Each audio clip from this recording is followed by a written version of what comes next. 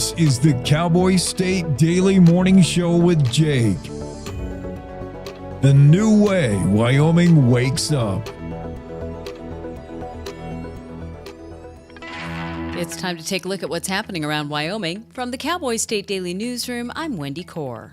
As conservatives across the nation have rallied behind President Donald Trump and Elon Musk's efforts to reduce government waste through the Federal Department of Government Efficiency program, the Wyoming Freedom Caucus wants to follow that model at the state level. Cowboy State Daily's Leal Wolfson reports that in outlining its goals for the upcoming interim legislative session, the Freedom Caucus says doging Wyoming's budget is a top priority to identify unconstitutional and wasteful spending. I spoke to Representative John Baer, the chairman emeritus of the Wyoming Freedom Caucus, about this, and Baer said one specific thing that he would like to doge is looking at state grants. He's concerned about that, and Baer also pointed out that he believes that giving money to any nonprofits is debatably unconstitutional under the Wyoming Constitution. Although he's said before that he only wants to prevent an increase in state spending, Baer told Cowboy State Daily on Tuesday he also wants to put those state grants under the microscope. On Tuesday morning, Bobby Watts chased two burglars away from a Riverton business he manages, helped deputies investigate, went to confront one of the suspected burglars on the road, and took some gunshot shrapnel to his upper arm.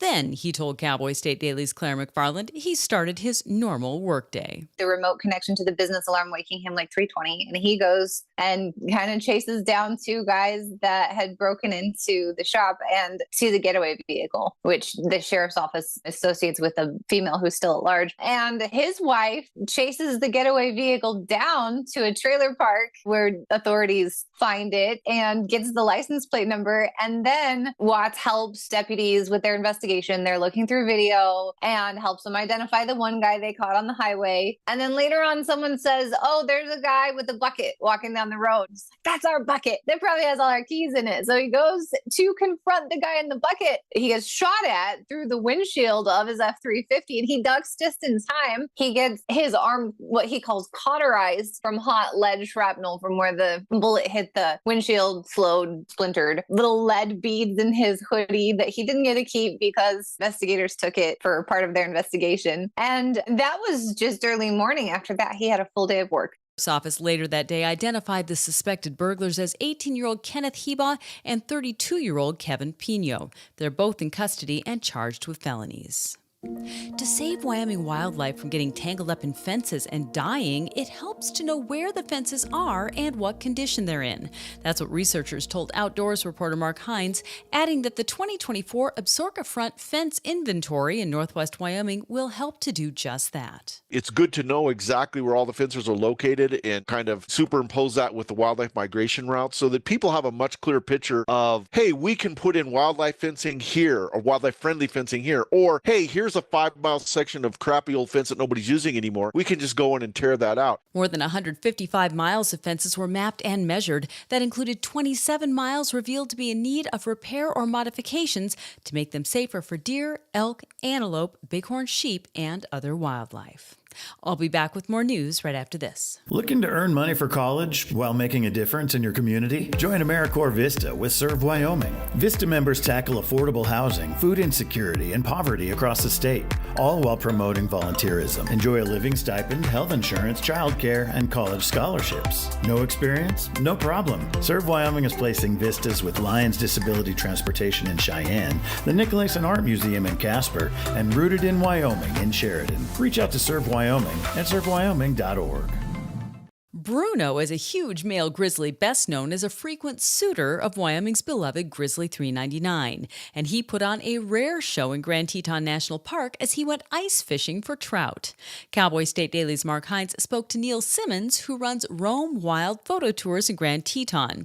He was with some clients late last week when they rounded a corner on the nearby road just in time to witness Bruno's antics. When the Snake River at Oxbow in Grand Teton National Park was still frozen over last week, he walked out on the ice and was like busting through the ice with his paw and grabbing fish. And he falls through the ice at one point, but of course he doesn't care. He's a bear. I talked to the person who took the video and they said it was really cool. They've been following the bears of Teton for 10 years. Said he'd never seen anything like that. Wyoming Game and Fish large carnivore specialist Dan Thompson told Cowboy State Daily that Bruno's ice fishing venture was rare behavior. However, grizzlies are extremely intelligent and can get creative when it comes to finding a meal. And that's today's news. Get your free digital subscription to Wyoming's only statewide newspaper by hitting the daily newsletter button on cowboystatedaily.com. I'm Wendy Corr for Cowboy State Daily.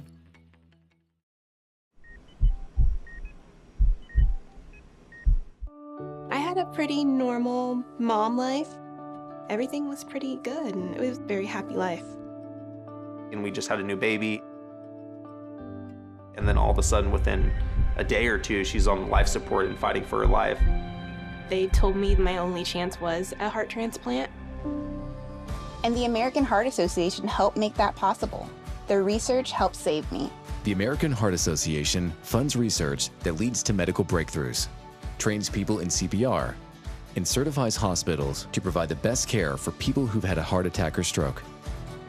I am very thankful for the American Heart Association. One simple act today can save your life or the life of a loved one. Heart disease is the #1 killer in America. To learn more about how the American Heart Association is saving lives, go to helpheart.org.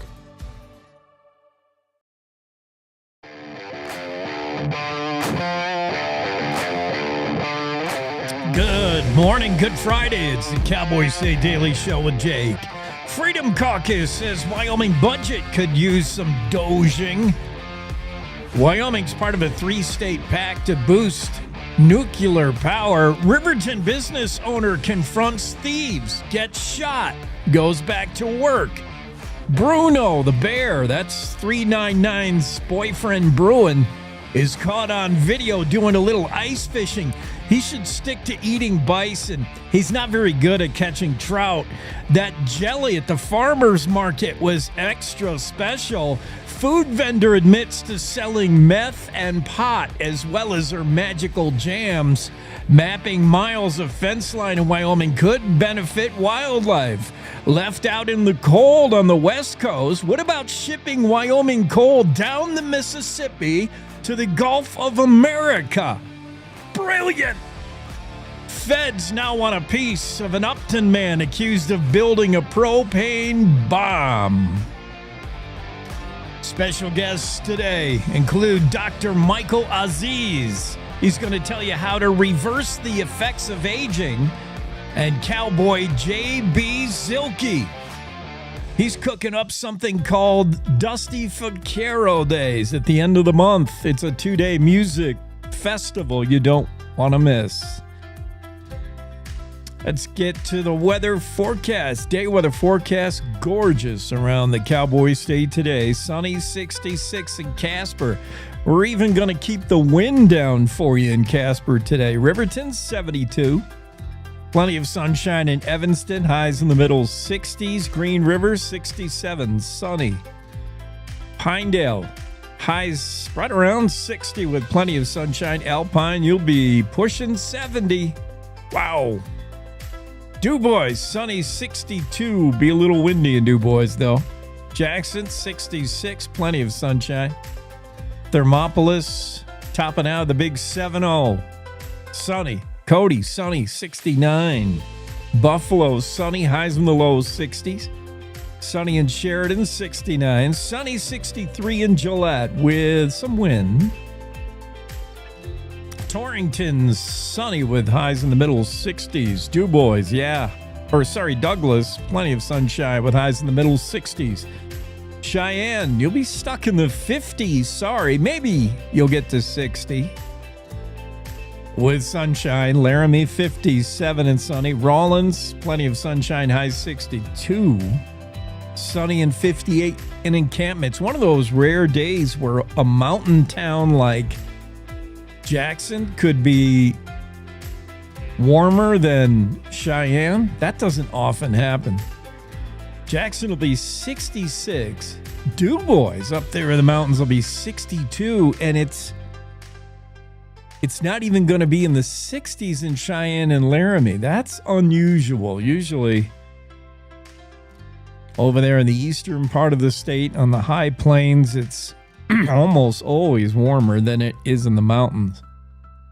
Not today. Day weather forecast, and you can't find a cloud in this state. As I look at the magic wonder map, yeah, nothing on the satellite. I mean, really, not even a cloud. I don't know how we did that. I'm going to pull out, see if anybody has clouds. Yeah, Nebraska's got got some showers way over in the eastern part of the state, but yeah, out west, nothing. Really nothing of significance, which is why we have a great weekend lined up for you. That's good news. Today is, I didn't do my National Calendar Day. National Space Day and National Truffle Day. Okay. If you want to do something in outer space, do we have Andrew Rossi on a Friday? Yes, I think we do. Which would fit right in with a space theme. Andrew lives in outer space pretty much 24/7. Yeah, he'll be on right after Dr. Michael Aziz. Aziz is a world-renowned doctor, Harvard-educated, and has made his fame. He's a regular, practicing doctor in New York City, in downtown Manhattan. And he agreed to join us today to talk about his latest book.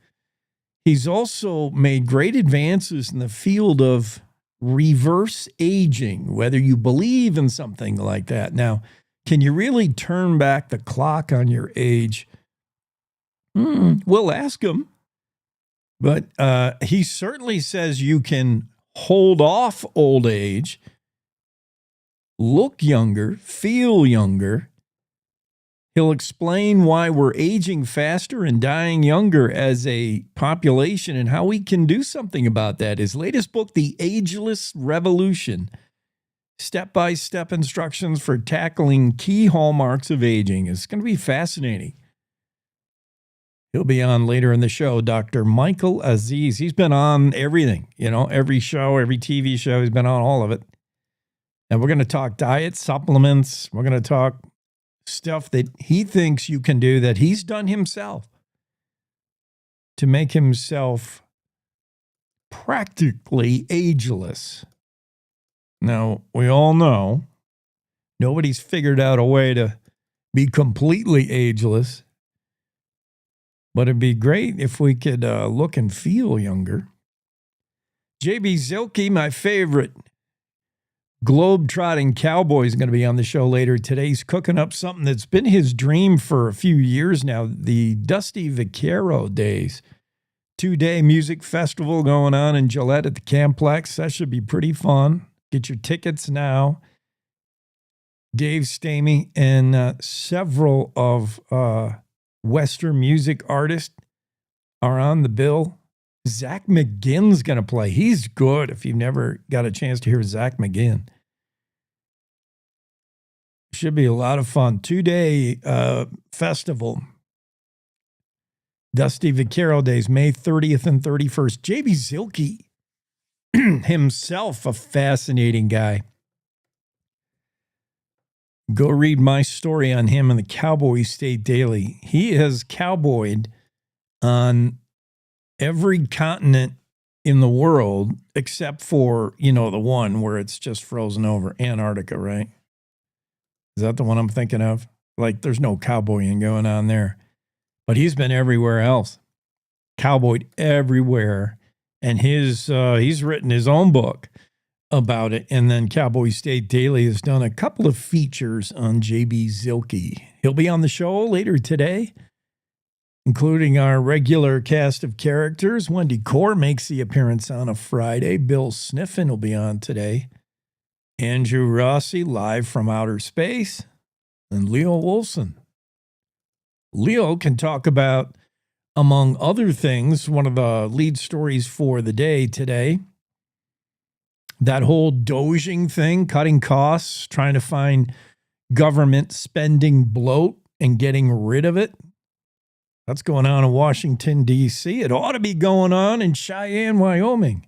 Freedom Caucus likes what they see with Doging. That's now a word. That's now officially coined a verb.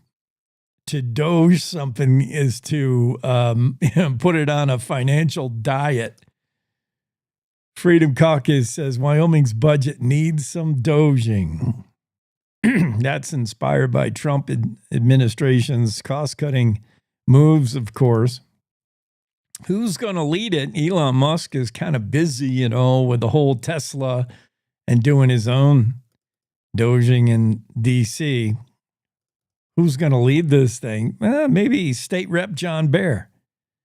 The chairman, Freedom Caucus, told Cowboy State Daily Tuesday he wants to put state grants in particular under the microscope. Bear has said in the past that he didn't necessarily want to make cuts to the budget, but he did want to add to it. He's always been, let's not add any taxes. Let's not add stuff. He said he wants to prevent increase in state spending. But now, maybe there could be an opportunity to make some cuts. He's got his eyes on grants. And Bear has a quote in this Leo Wilson story. I'm hesitant to say get rid of all of them, but I can't think of where an exception can be made. Talking about grant money. Is it, I guess we could play Leo Wilson's take on it. This is Leo talking to Wendy Core about Wyoming Freedom Caucus and their idea that maybe the budget here in Wyoming could use some doging. As conservatives across the nation have rallied behind President Donald Trump and Elon Musk's efforts to reduce government waste through the federal Department of Government Efficiency program, the Wyoming Freedom Caucus wants to follow that model at the state level.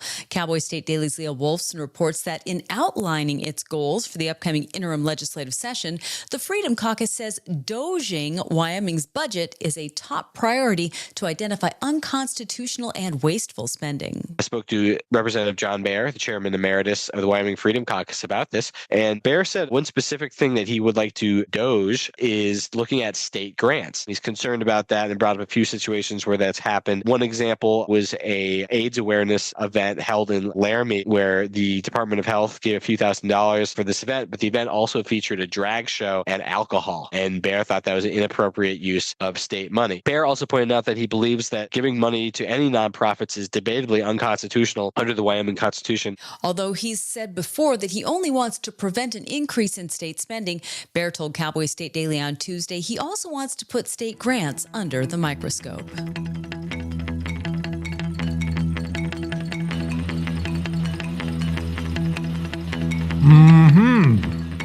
I could see where Representative Bear wants to go after some fringe stuff like that one event, the AIDS event that featured a drag show.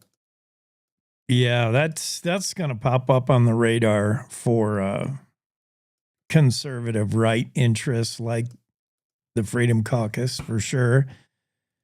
Another place that Representative Bear is looking at is firefighting, wildlife firefighting, which Governor Gordon supports the use of grants when it comes to firefighting costs and firefighting funding. During this past year's legislator session, the legislature approved a combination of grants and low-interest loans to help provide relief from last summer's devastating wildfire season. Governor Mark Gordon supported use of grants for this purpose, while the Freedom Caucus said grants might be a misuse of this. They were more interested in low-interest loans in order to deal with the added expense of fighting firefighters last summer. Bear said, I can't find anywhere in the Wyoming Constitution where giving money like grants is constitutional. So, yeah, Freedom Caucus combing through the budget and believing it could use a little bit of doging. David Madison has a story about Wyoming poised to become and interested in becoming a linchpin in a new 3-state nuclear compact, along with Utah and Idaho. Those 3 states have leadership that is very much interested in moving into a new nuclear age. Wyoming Governor Mark Gordon's certainly nuclear reactor revolution supportive, as well as Idaho Governor Brad Little. In Utah, the Governor Spencer Cox said these 3 states, his and Idaho and Wyoming, need to be bold in developing nuclear power. They were all at Built Here Nuclear Energy Summit, which took place in Draper, Utah. Governor Brad Little was there from Idaho. Governor Mark Gordon was there from Wyoming. And the 3 signed an agreement that would have those 3 states teaming up, shaping a regional energy policy, including more investment in nuclear power. It's the nuclear revolution.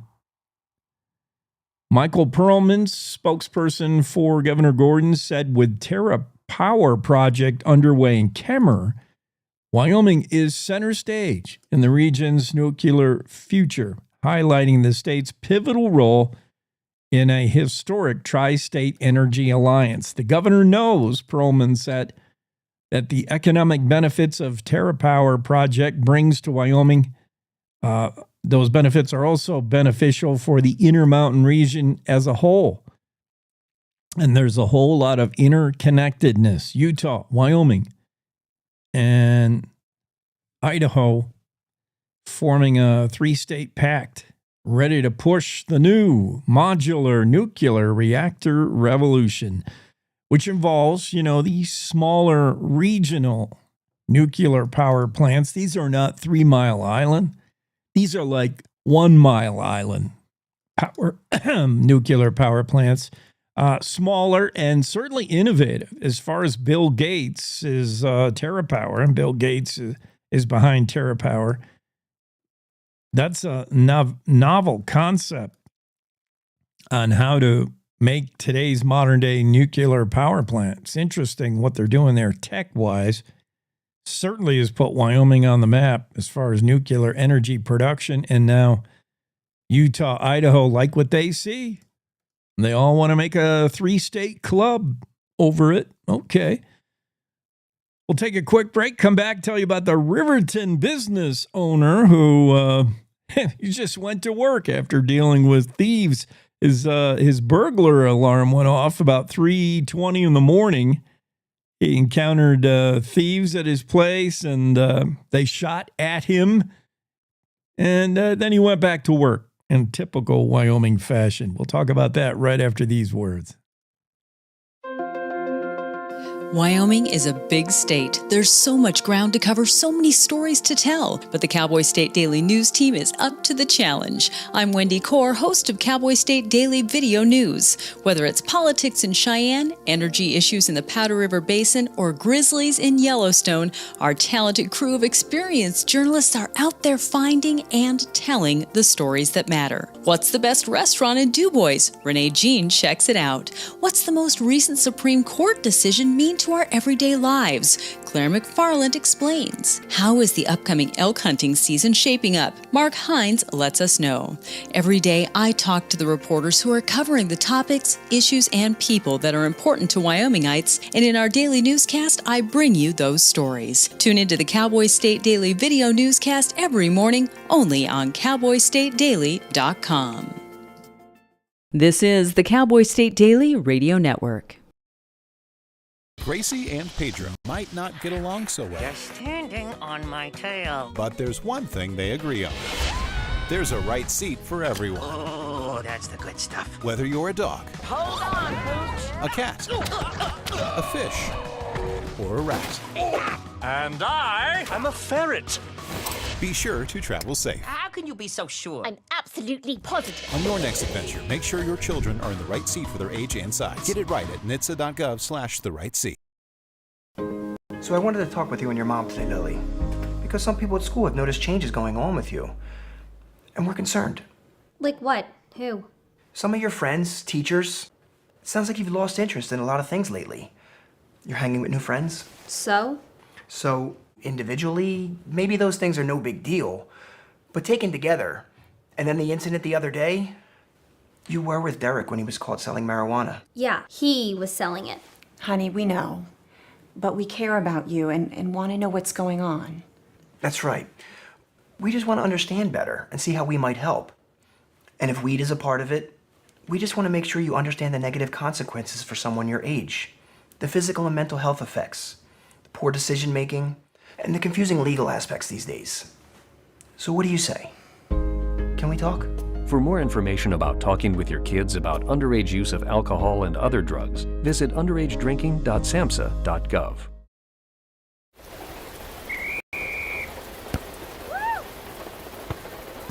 Come on! Go, Diane! Yeah, keep it going! Yeah! Go, honey! If you love them enough to drive an hour to cheer them on as they get beat 11-0 in the rain, then surely you'll check nhtsa.gov/the-right seat to make sure they're correctly buckled in the back seat. Throw that ball, Diane! Woo! You got this!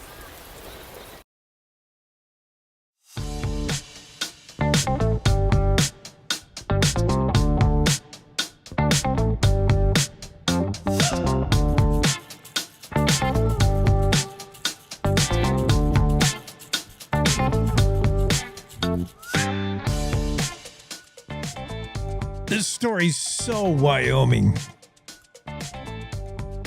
Riverton man takes gunshot shrapnel while confronting suspected burglars. Is the headline from Claire McFarland. Subhead, and then goes back to work. Cop said you should call an ambulance. He's like, I'm fine.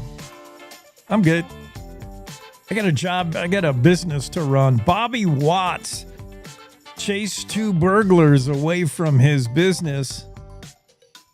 Got shot at. There's a big old bullet hole in the windshield of his 1-ton Ford. Crazy. The saga started at 3:20 in the morning. Watts has a remote connection for the alarm system at M&M Well Service. So Bobby Watts is a driller. And those guys, they're pretty tough. He hears the alarm go off. He drives up to his M&M building there on Burma Road, just north of Riverton. And he finds two dudes in a Ford. And they're just leaving the facility. He's like, they must be the two guys. Who else would be at 3:20 in the morning? Who else is driving around here? So he follows the vehicle. And he gets a license plate number. He calls it in. Fremont County Sheriff's Office later in the day. Contact the two guys. They find him. It's Kenneth Heba and Kevin Pino. Kenneth is 18. Kevin's 32. A third suspect, believed to be a female in a gray hooded sweatshirt, has not been found yet.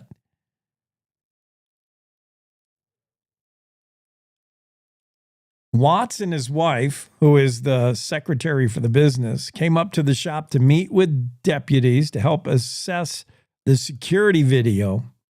On the way there, Watts' wife noticed the suspect getaway vehicle. So her husband must have told her, yeah, I got to the shop early this morning after the alarm was off.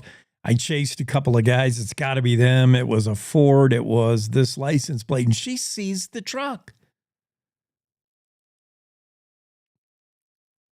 Next thing you know, there's a confrontation when the husband, Bobby Watts, encounters the two men.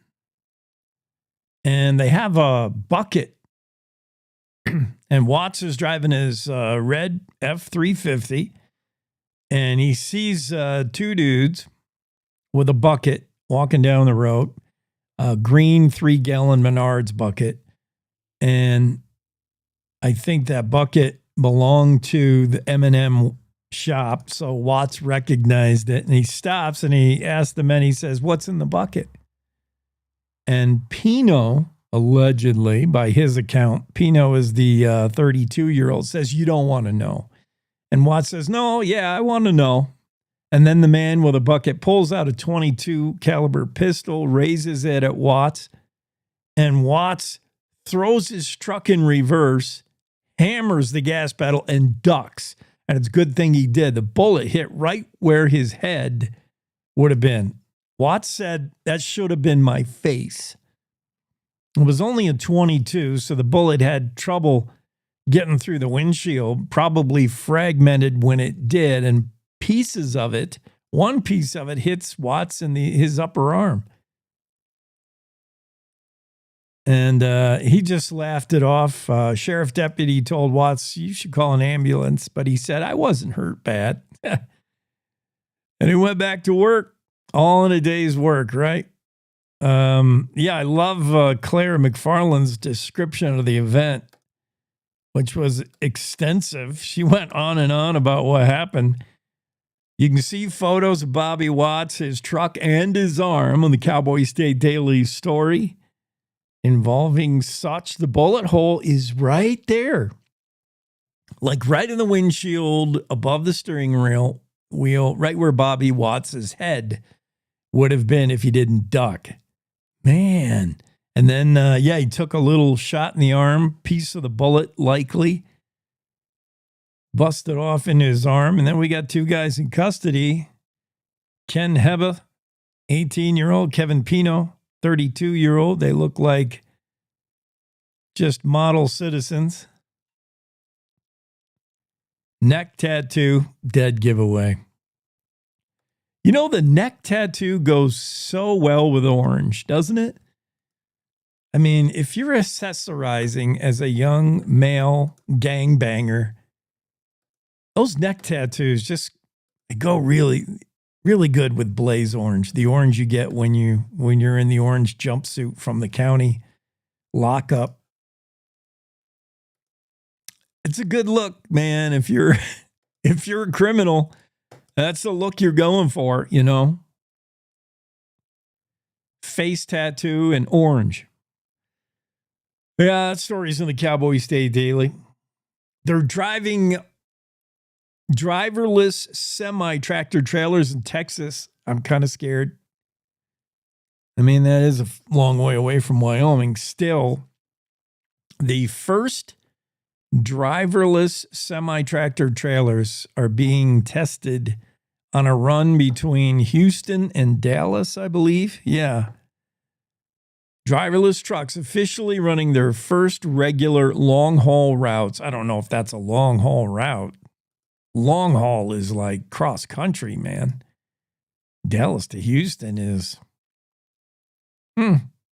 Although you are on I-35, I'm impressed. If a driverless truck can navigate I-30, I-35 is 5-lane all the way and busy as can be. I mean, that is it is California traffic all the way down that. I don't know how Texans deal with that. It's not real Texas. Dallas, Plano, there's no real Texans there. Real Texas, this is Fortune 500 companies. It might as well be Atlanta, Dallas. Might be some real Texans in Houston. There might be some real Texans along the way, which takes you past Austin, but not really. A lot of people in Austin are Colorado hippies and want to be musicians. Dallas, Plano, it's Fortune 500 companies, bunch of suits. And I don't know who lives in Houston. Mexicans? So hot and sweltery down there. But that whole strip, that Dallas to Austin to Houston, nary a real Texan can be found. Tell me if I'm wrong. Are you from Texas? You want to be, in the Amarillo country, in that high country up in the Panhandle. There's some real Texans up there. West Texas, for sure. That's real Texans. But Dallas, Plano, Austin, Houston, no.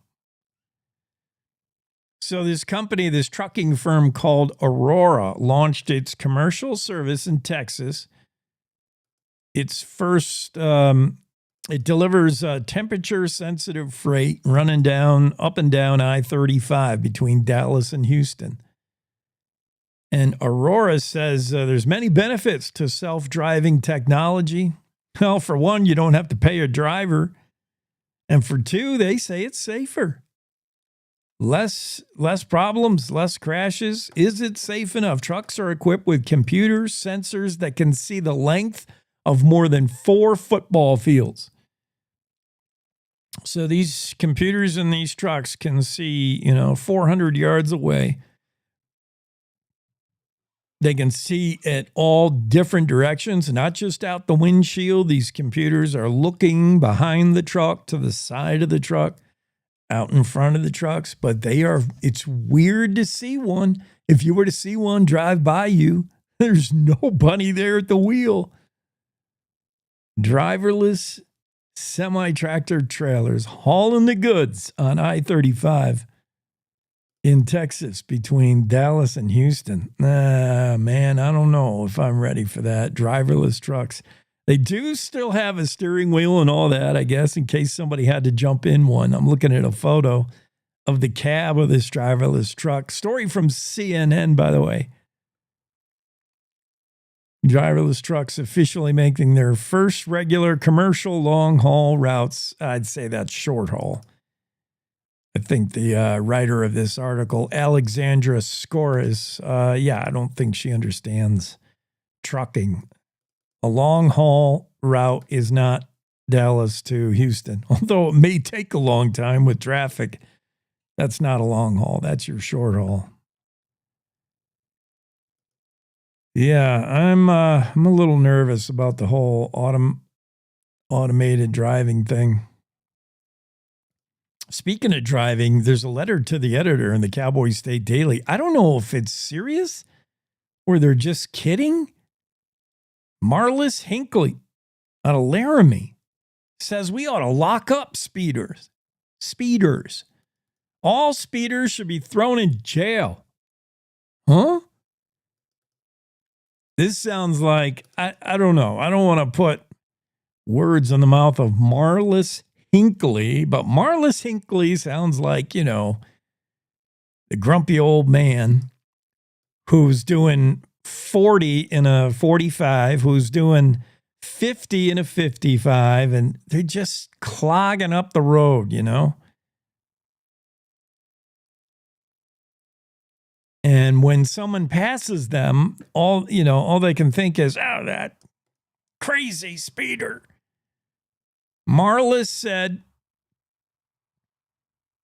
that I have a modest proposal for tackling the real scourge of our streets, speeding.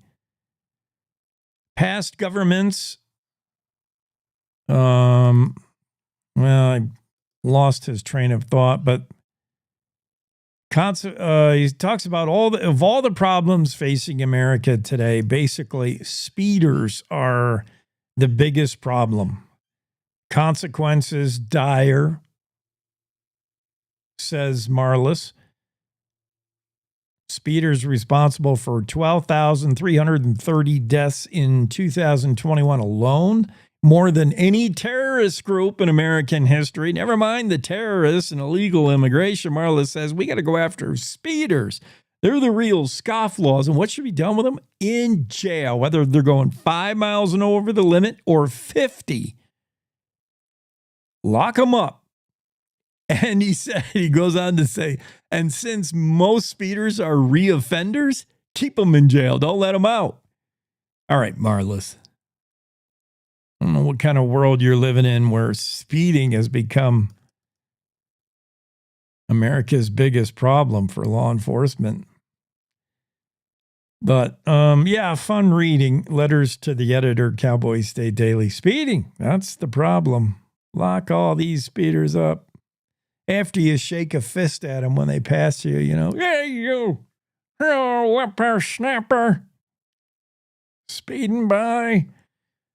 We should lock up all people that do 5 under the speed limit. That's the most annoying driver on the road.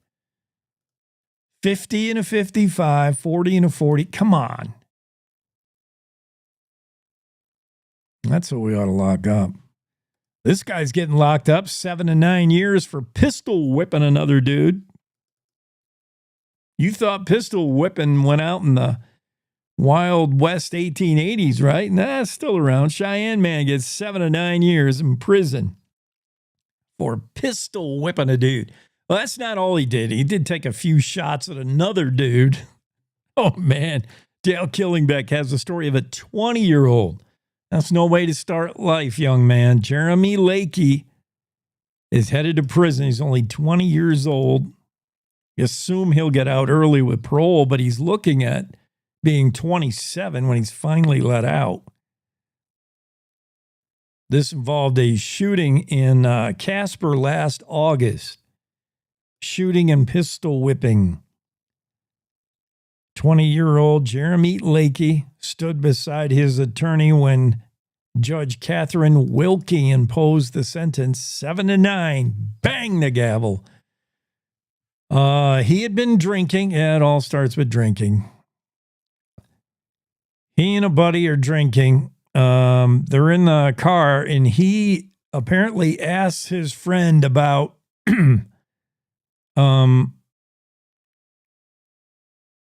he asked for some names.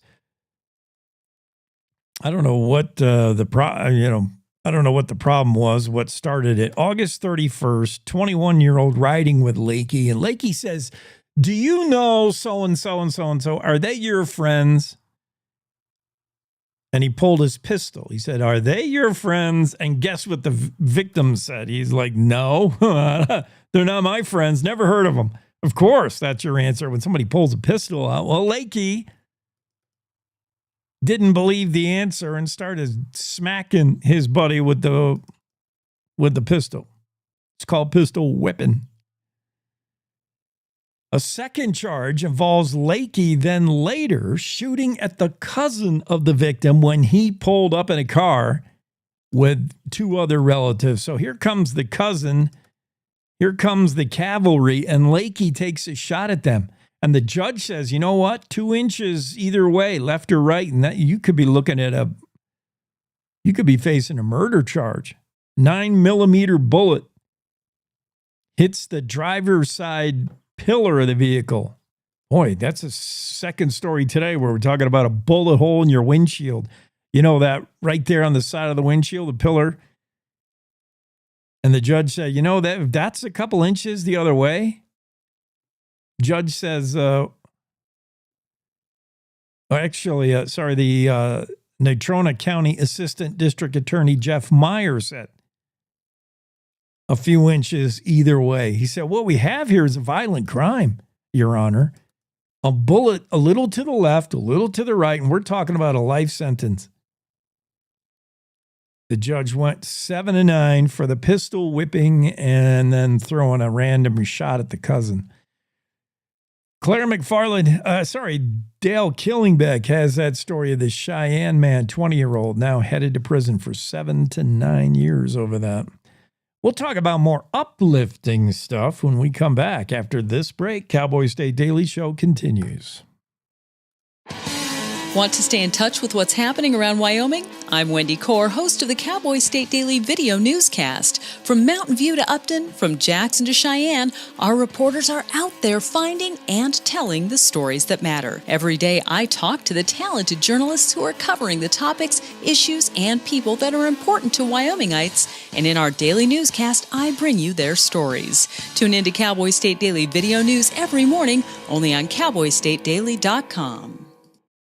Wyoming is a big state, There are so many stories to tell, and here at Cowboy State Daily, we pride ourselves in bringing those stories to you every day. I'm Riley Strand, videographer and production assistant for Cowboy State Daily Video News. Every day, host Wendy Core and I talk to the experienced journalists who are covering the topics, issues, and people that are important to Wyomingites. And in our daily newscast, we bring you their stories. Tune in to Cowboy State Daily Video News every morning, only on cowboystatedaily.com. You're listening to the Cowboy State Daily Radio Network. In today's digital world, it's hard to know who to trust. Your local TV and radio stations bring you the facts. Misinformation and deep fakes flood social media, but broadcasters deliver verified and accurate news. For news, emergency updates, sports, and entertainment, turn to your local stations. Text TV to 52886 and urge Congress to support the vital local journalism broadcasters provide. Emma, did you hear? Todd's in the hospital. Who's Todd? He got a collapsed lung from vaping. He thought it was cool. Not cool. Promise you won't vape, Emma. It can lead to a lifelong addiction, and we can't be friends if your lungs collapse. Bogus. Wacky sitcom teens aren't the best people to talk to your kid about vaping. Hey, you got a minute? You are. Start the conversation with your child about vaping today.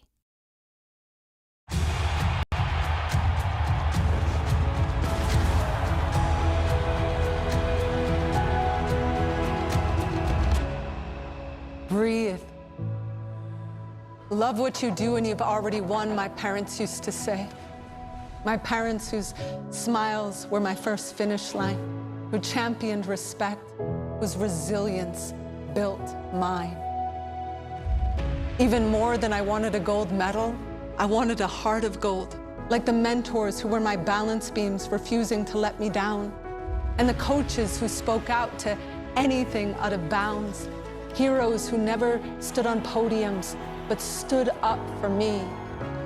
Every shot I made, give the assist to those who since my youth were referees, ready to blow the whistle and end abuse.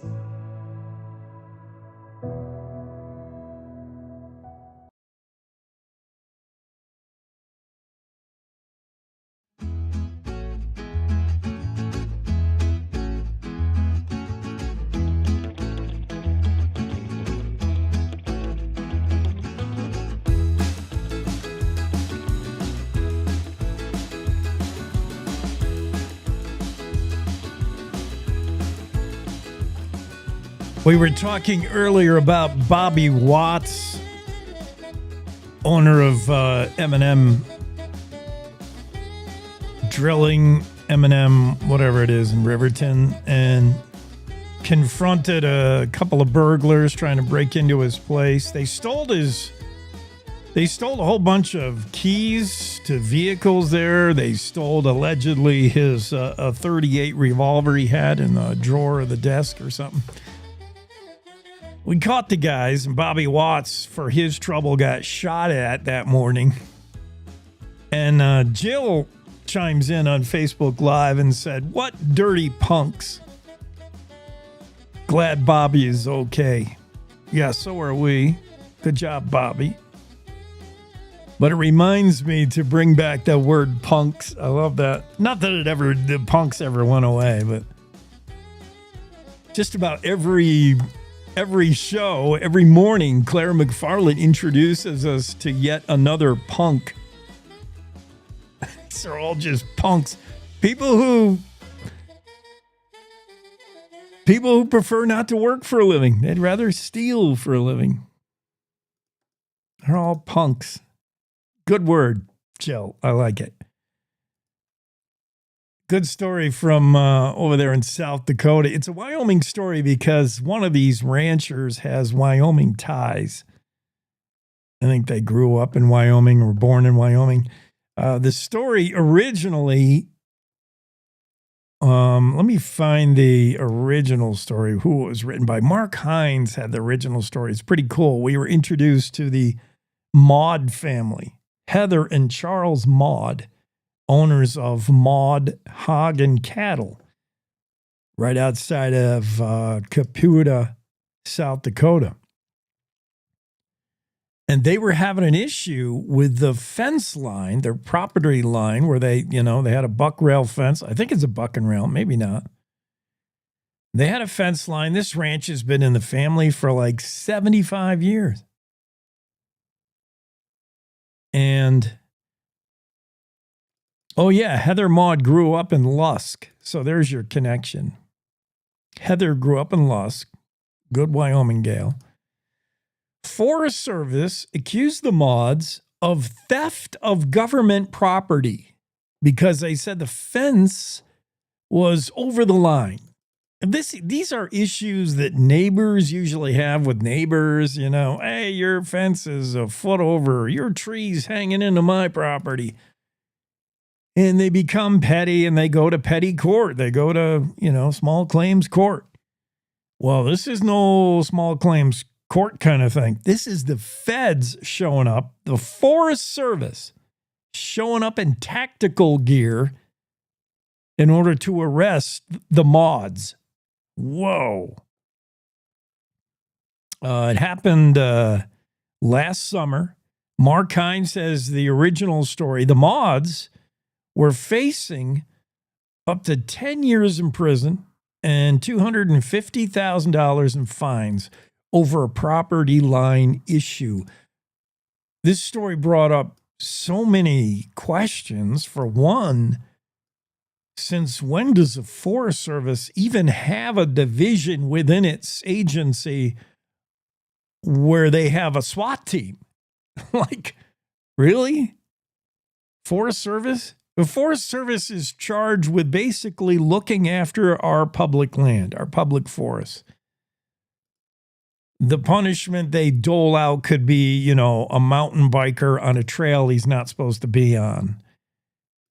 And somehow the Forest Service has a tactical unit in, the full gear, the M4s, the Kevlar vests, the helmets,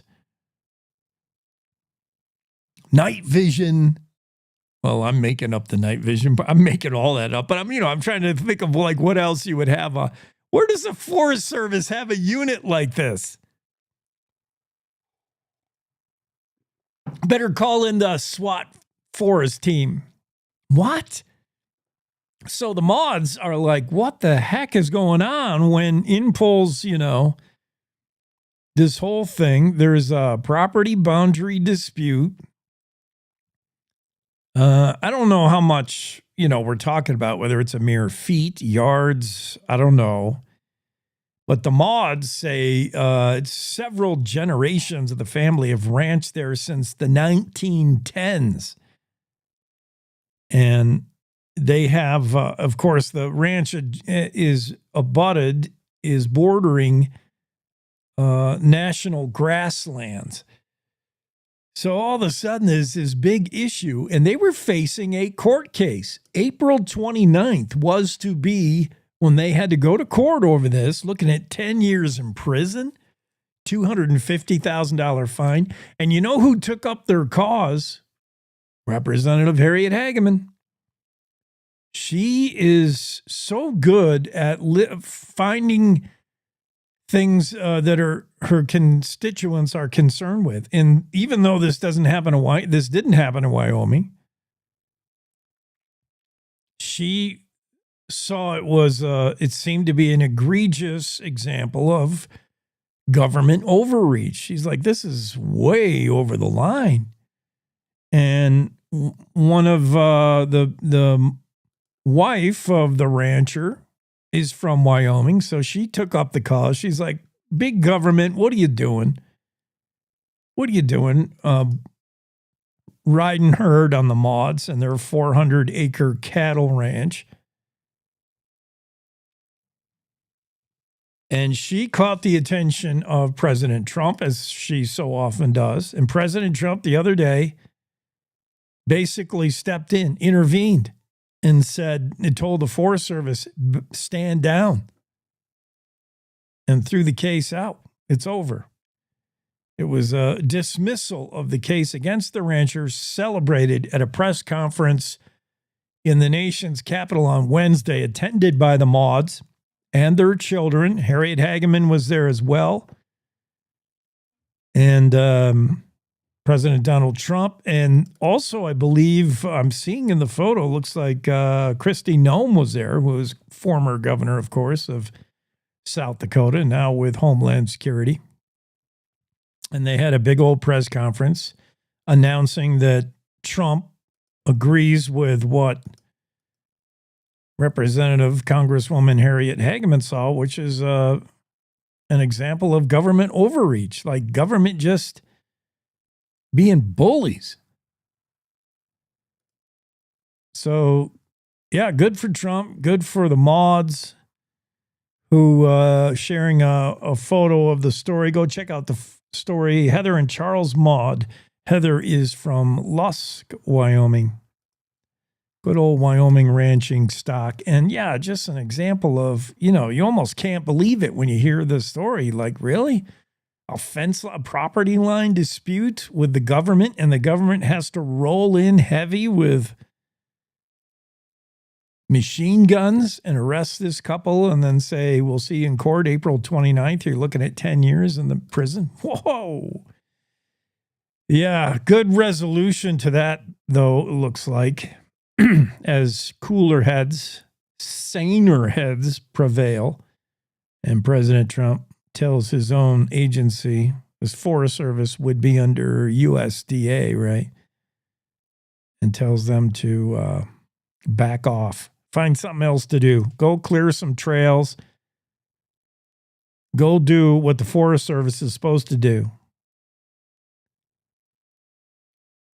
Other stories in the Cowboy State Daily today is the mapping of fence line, which could be beneficial, especially to pronghorn. Antelope been in the news of late. Of course, there was the massacre of a dozen pronghorn north of Kemmer, some senseless maniac who I hope will be caught. Can only hope. And then UW, University of Wyoming, has a really cool documentary out. Now, university has been really front forward in research regarding the path of the pronghorn, where pronghorn go to migrate, why so many pronghorn were killed in that terrible winter, starved and frozen in the winter of 22, 23. They've done a lot of studies, university-led studies regarding antelope and speed goats, pronghorn, and another thing that comes out of that study is the idea that we should map fence line. We already know where all the roads and highways are. And of course, that's trouble for pronghorn, getting across roads and highways without getting smacked. But how about fences? So many pronghorn get tangled up in fence and die. Not just pronghorn, mule deer, even elk.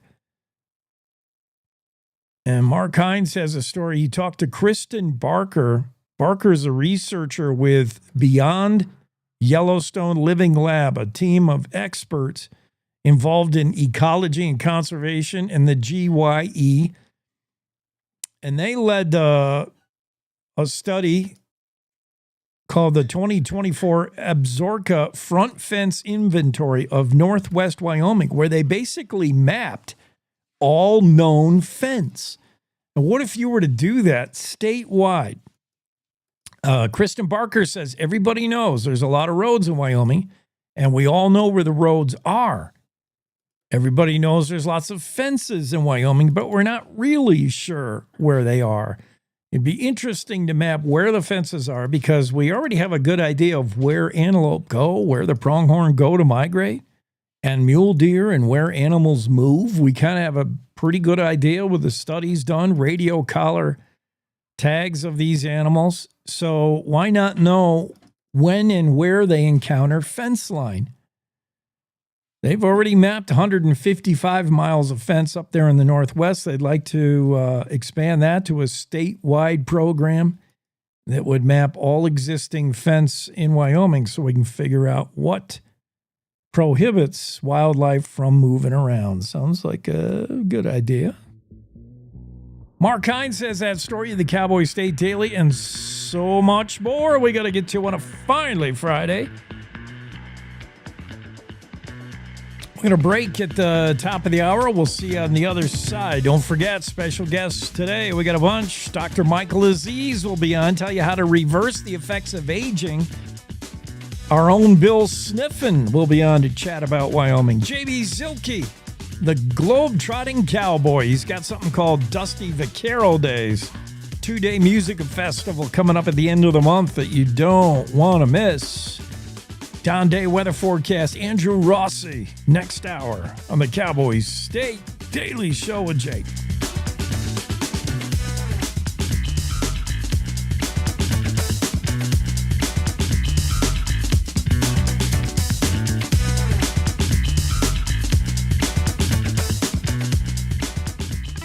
It's time to take a look at what's happening around Wyoming. From the Cowboy State Daily Newsroom, I'm Wendy Core.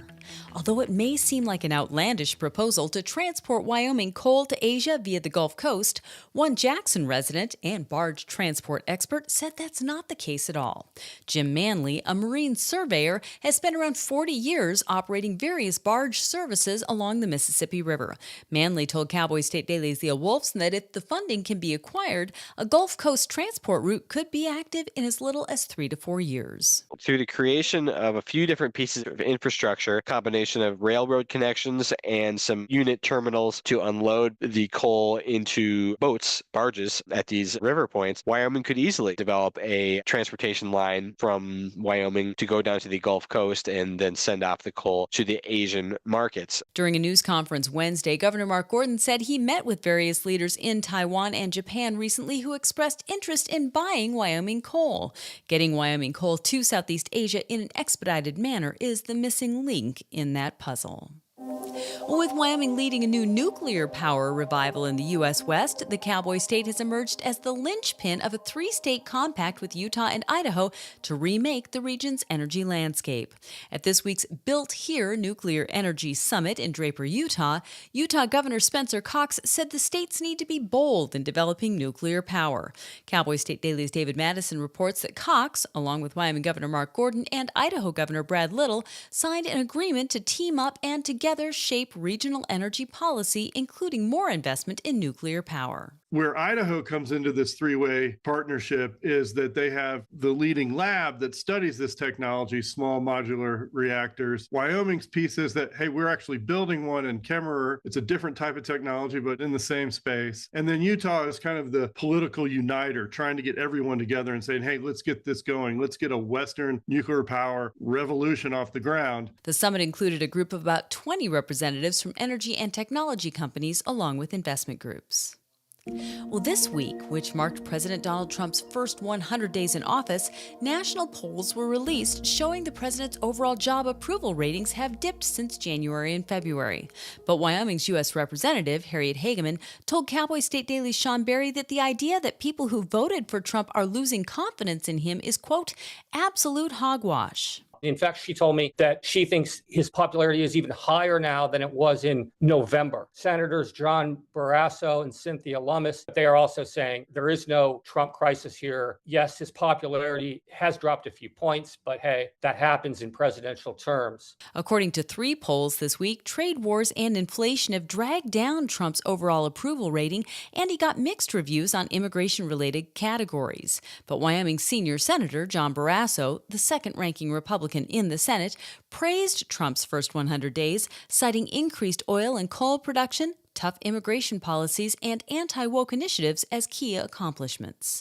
I'll be back with more news right after this. Looking to earn money for college while making a difference in your community? Join AmeriCorps Vista with Serve Wyoming. Vista members tackle affordable housing, food insecurity, and poverty across the state, all while promoting volunteerism. Enjoy a living stipend, health insurance, childcare, and college scholarships. No experience? No problem. Serve Wyoming is placing Vistas with Lions Disability Transportation in Cheyenne, the Nicholas and Art Museum in Casper, and Rooted in Wyoming in Sheridan. Reach out to Serve Wyoming at servewyoming.org.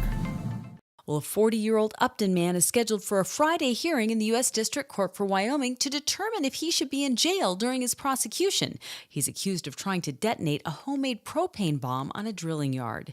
Cowboy State Daily's Claire McFarland reports that the potential penalty quadrupled after David Riggle's case switched from state to federal. So he was facing like 5 years if the state authorities had continued their prosecution in the Weston County court system. But the feds picked that case up here recently. And then Weston County's prosecutor asked the judge to drop the state level case. And so he's facing up to 20 years under the federal schemes. Riggle was originally charged in Weston County in December with possessing or making explosives. That's a state charge punishable by up to 5 years in prison and $5,000 in fines.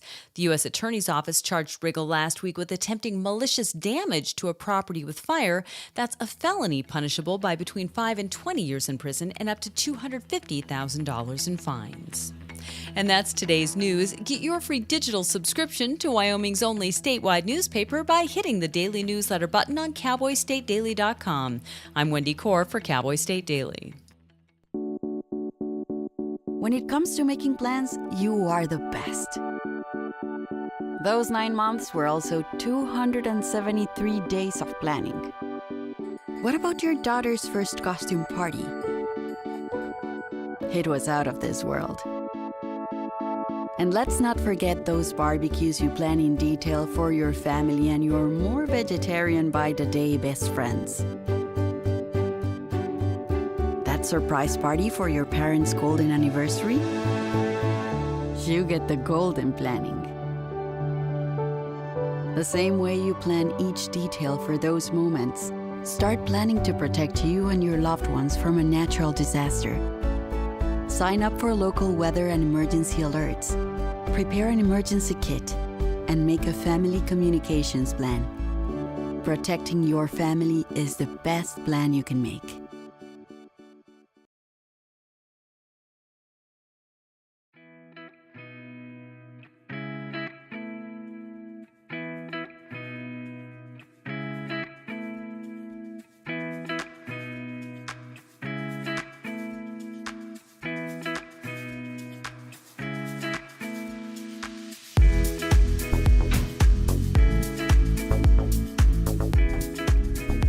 Back in studio on a Friday, Cowboy State Daily Show with Jake.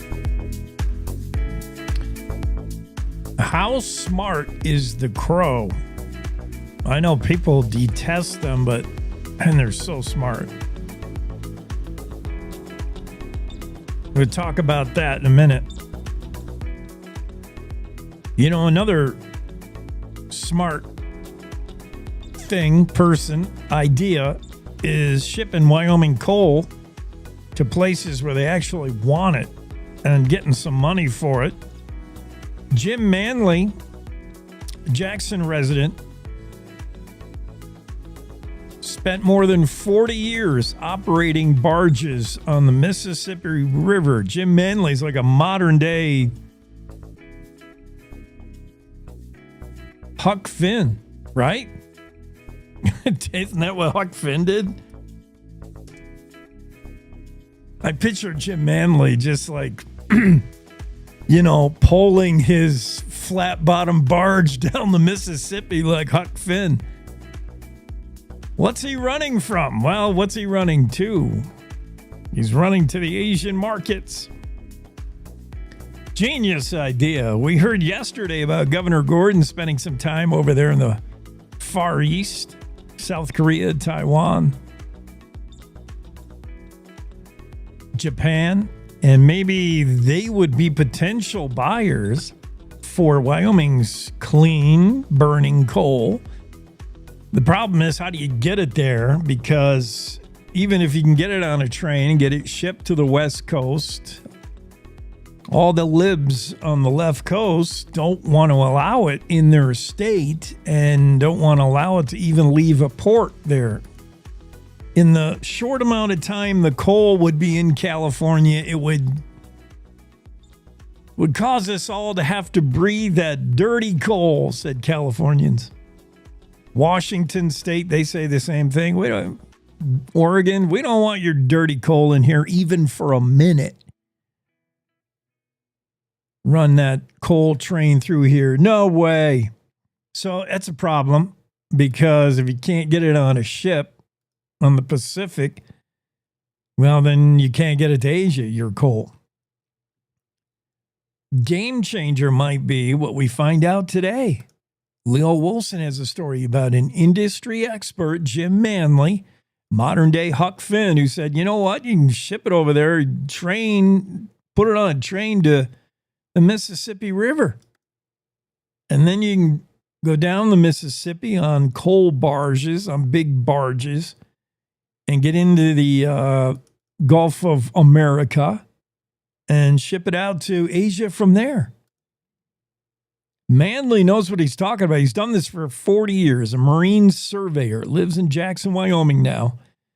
But this is what he did for a 4-decade career, operating and performing what he called valet-like services for barges and towboats.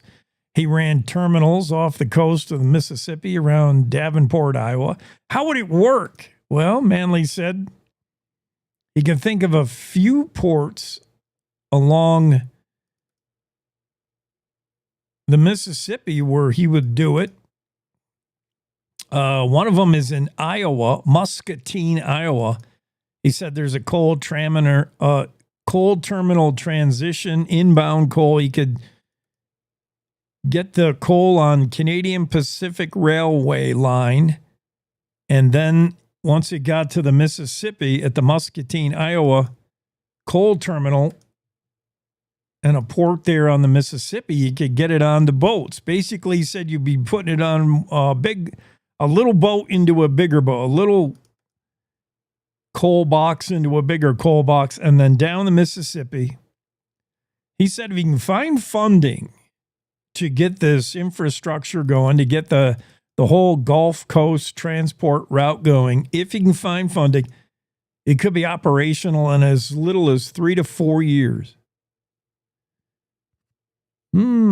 This might be the answer that Wyoming's been looking for. This is a day after we heard that Governor Gordon's been exploring how to get Wyoming coal to markets in the Southeast. And now we find that Jim Manley, for one, says use the Mississippi River. Brilliant.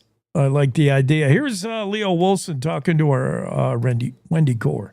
Well, although it may seem like an outlandish proposal to transport Wyoming coal to Asia via the Gulf Coast, one Jackson resident and barge transport expert said that's not the case at all. Jim Manley, a marine surveyor, has spent around 40 years operating various barge services along the Mississippi River.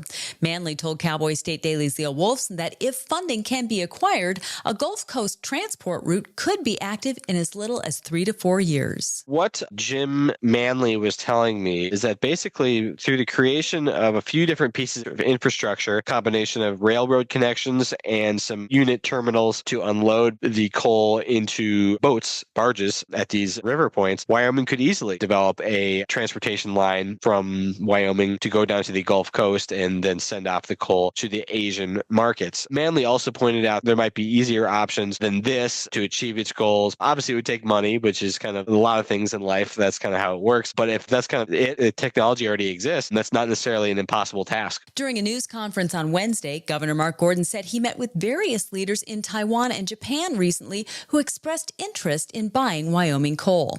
Getting Wyoming coal to Southeast Asia in an expedited manner is the missing link in that puzzle. Maybe not anymore. Way to go, Jim Manley. As he's just pulling his barge down the Mississippi with a whole mess of coal on it. Yeah, I like the idea. Get it into the Gulf of America and then put it out on a ship. Yes, sounds like a good idea. This story about the crow, I was fascinated. It came up on my Facebook feed. It shows a picture of a crow standing on an ant hill. And the ants are like swarming it. It's standing on an anthill. Ants are swarming up and down its legs. Ants are all over it. And you're like, well, is he there to eat the ants? Maybe he could eat the ants. Maybe a crow wants to eat ants. But in this case, no. That's the last thing the crow wants to do is eat these nice little doctor ants.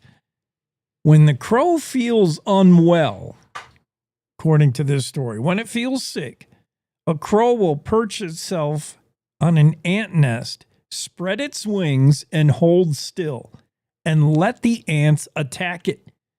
Crows do this for an important reason.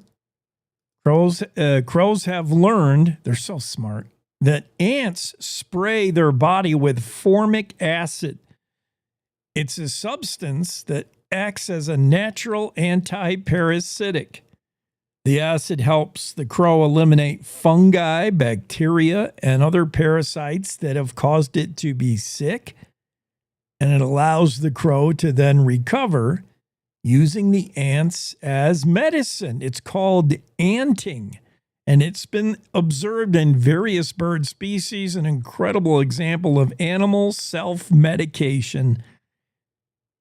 Take your cue from the crow, who lets ants crawl all over it. And the ants, of course, have that formic, they have that acid that they produce. And that's exactly what the crow wants, formic acid. Genius, fascinating stuff we see from, regular old wildlife. Sean Berry has a story about Wyoming delegation, as you would assume, completely backing Trump, giving him the 100-day report card thumbs up, while the rest of the world, if you read liberal media right now, they just bashing Trump. Lowest approval rating of all time. The only thing lower was Trump first term, is what liberal headlines are saying. Buyer's remorse is what liberal media is saying over the election of Trump. Everybody hates him and hates what he's doing. The trade tariffs, the Doge cuts, all this is he's a madman. He's ruining America if you listen to liberal media. If you listen to his fellow Republicans like U.S. Rep. Harriet Hageman, like U.S. Senators John Barrasso and Cynthia Lummis, you get a different story. After first 100 days in office, president's job approval ratings, yes, have dipped a little since January and February, but Hageman, Barrasso, and Lummis all provide upbeat assessments of the first 100 days of Trump. Lummis said, I have experienced, whether at the grocery store, feed store, people are still very enthusiastic about President Trump. She's not alone. Most right-wing conservative Republican politicians still in lockstep with their president. ABC News, Washington Post poll showed Trump has an approval rating of 39%. That's down 6 from February. Reuters has Trump's approval rating at 42. That's down from 47 on Inauguration Day. And Fox poll pegged the approval rating at 44%. So, yeah, I've seen it as low as like in the 20s when you look at some more liberal, left-leaning media. But the idea that America has buyer's remorse over the election of Trump and they don't like what's going on, you see Harriet Hageman, John Barrasso, and Cynthia Lummis all saying the same thing. Hang in there. His policies are going to work. The American people want them carried out, said Representative Hageman. Don Day says he's going to be a little late, so why don't we pop into a commercial break? When we come back, we'll get right to weather. Day weather forecast is next, right after these quick words. To the Teton Range, Cheyenne to Sheridan, Rawlins to Ralston, Cowboy State Daily Morning Show covers the state like no other radio show or podcast. We love we're eager to share the stories of Story Will Crow About, Crowheart, and Yodel Over Yoder. Whether you make your home in Sweetwater, Chugwater, Powder River, or Green River, the Cowboy State Daily Morning Show will make you feel right at home. Jeffrey City, Atlantic City, we see you. Little America, Big Piney, you're on our radar. Howdy, Wapiti, Meeteetse, Shoshone, Ten Sleep, good morning, welcome, Torrington, Riverton, Wheatland, Lust, Lingle, Lander, Timber, Casey, Kerwin, Moorcroft, Mountain View, Moose, Fort Bridger, Fort Laramie, Fort Washington, Hannah, Hudson, Hewlett, Dayton, Daniel, and DuBois. We are east of Weston, west of Midwest, north of Newcastle, and south of Sundance. Border to border, we love Wyoming and every one of its communities, bar none. This is the Cowboy State Daily Radio Network.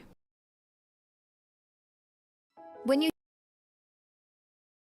hear the words nonprofit organization, what comes to mind? Is it a place your dog called home before finding you? Is it an organization that supports accessibility? Is it a place that ensures your safety and that of those you love? That protects endangered wildlife and habitats or fights for our most basic needs? It's impossible to show all the ways nonprofit organizations make a difference in our world. One animal, one person, one cause at a time, but it's not impossible to be part of it. When you give what you have to a nonprofit organization that needs what you can give, you help promote, protect, and strengthen the reach of these incredible organizations.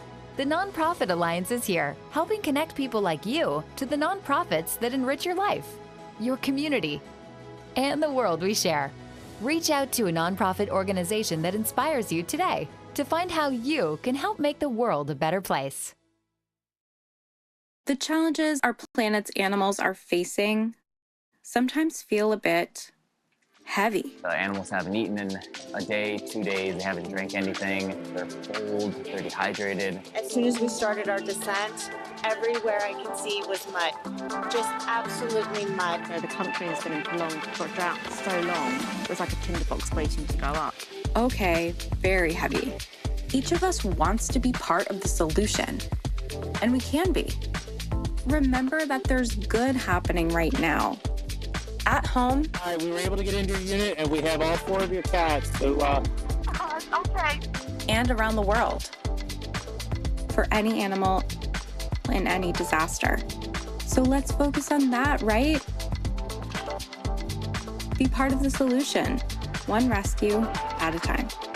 Search ifa.org/disaster ready.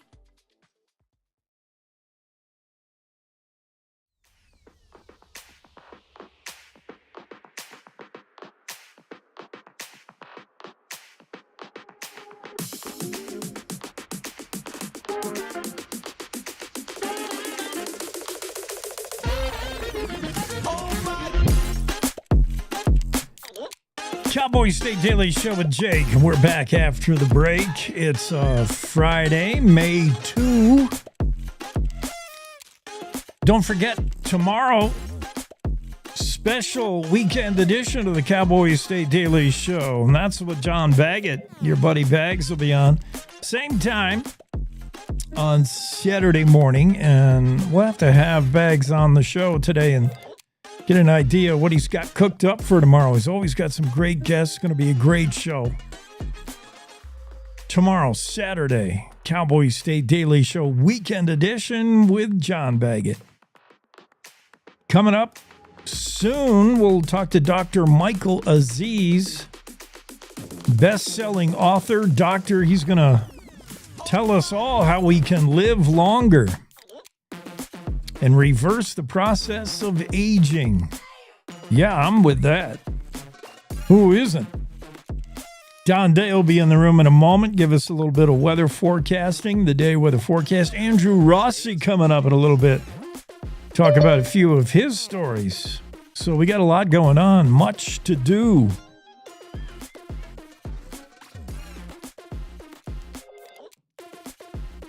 Don said he'd be a little bit late, so that's okay. Sometimes forecasting weather takes time. And he gets busy doing it. I'm excited for Mountain View basketball player McKinley Covelo. McKinley, I'm a huge fan. Huge fan. Anybody down there in the Mountain View area or Lyman, Wyoming? You've been watching this girl for 4 years. Fantastic high school basketball player. Sweetwater Now is reporting Mountain View senior McKinley Covelo will continue her basketball career at the next level. She announced her signing with Northwest College in Powell. 3-time All-State, All-Conference selection. Covelo is an insane basketball player. She's good. 4-year letter winner with the Buffaloes. Helped Mountain View to 2 Class 3A state tournament appearances. Covelo led the state in rebounding the last season with 12.8 rebounds a game. Total 319 rebounds for the year, setting new school records in both those statistics and categories. She also averaged 16.5 points per game. She's super good. Way to go, McKinley. McKinley Covelo, who's her family runs the Napa there in Mountain View. If you ever get a chance to get down to the Napa, tell the Covelos we said hi. And McKinley going to play college basketball for Northwest in Powell. That sounds good. Don Day, we're going to have to bail on you because we got to get Dr. Michael Aziz into the Zoom room. So, there's Don Day. Don, you're just a bit too late. Darn it. Doctor, it's so good to have you on. Fine, how are you? I'm good. Our weather guy is supposed to be on right now, but so we put him in the green room, and he is super popular. So you know how important we think you are when we tell our weather guy, take a back seat. Dr. Michael Aziz is with us, a premier anti-aging doctor with a mission to help people defeat disease, reverse aging, and live longer. He's got a Master of Science degree from Harvard. Maybe you've heard of that. This guy studied crystal growth kinetics. I don't even know what that is. Just to prove that this doctor is super smart. Major contributions in the field of applied physics, materials science. But what you're on the show about for us is you're going to help our listeners learn why we might be aging faster than we should be and dying younger than we should be. You've got one best-selling book and a brand new one out now that we're going to talk about. Doctor, I don't know, where do we begin? Well, thank you so much for having me. We have the lowest lifespan in the Western world at 76 in the United States, and that's really sad. People in Monaco are living to age 90. People in Hong Kong are living to 88. Women in South Korea are going to be the first to live to age 90 in the next decade.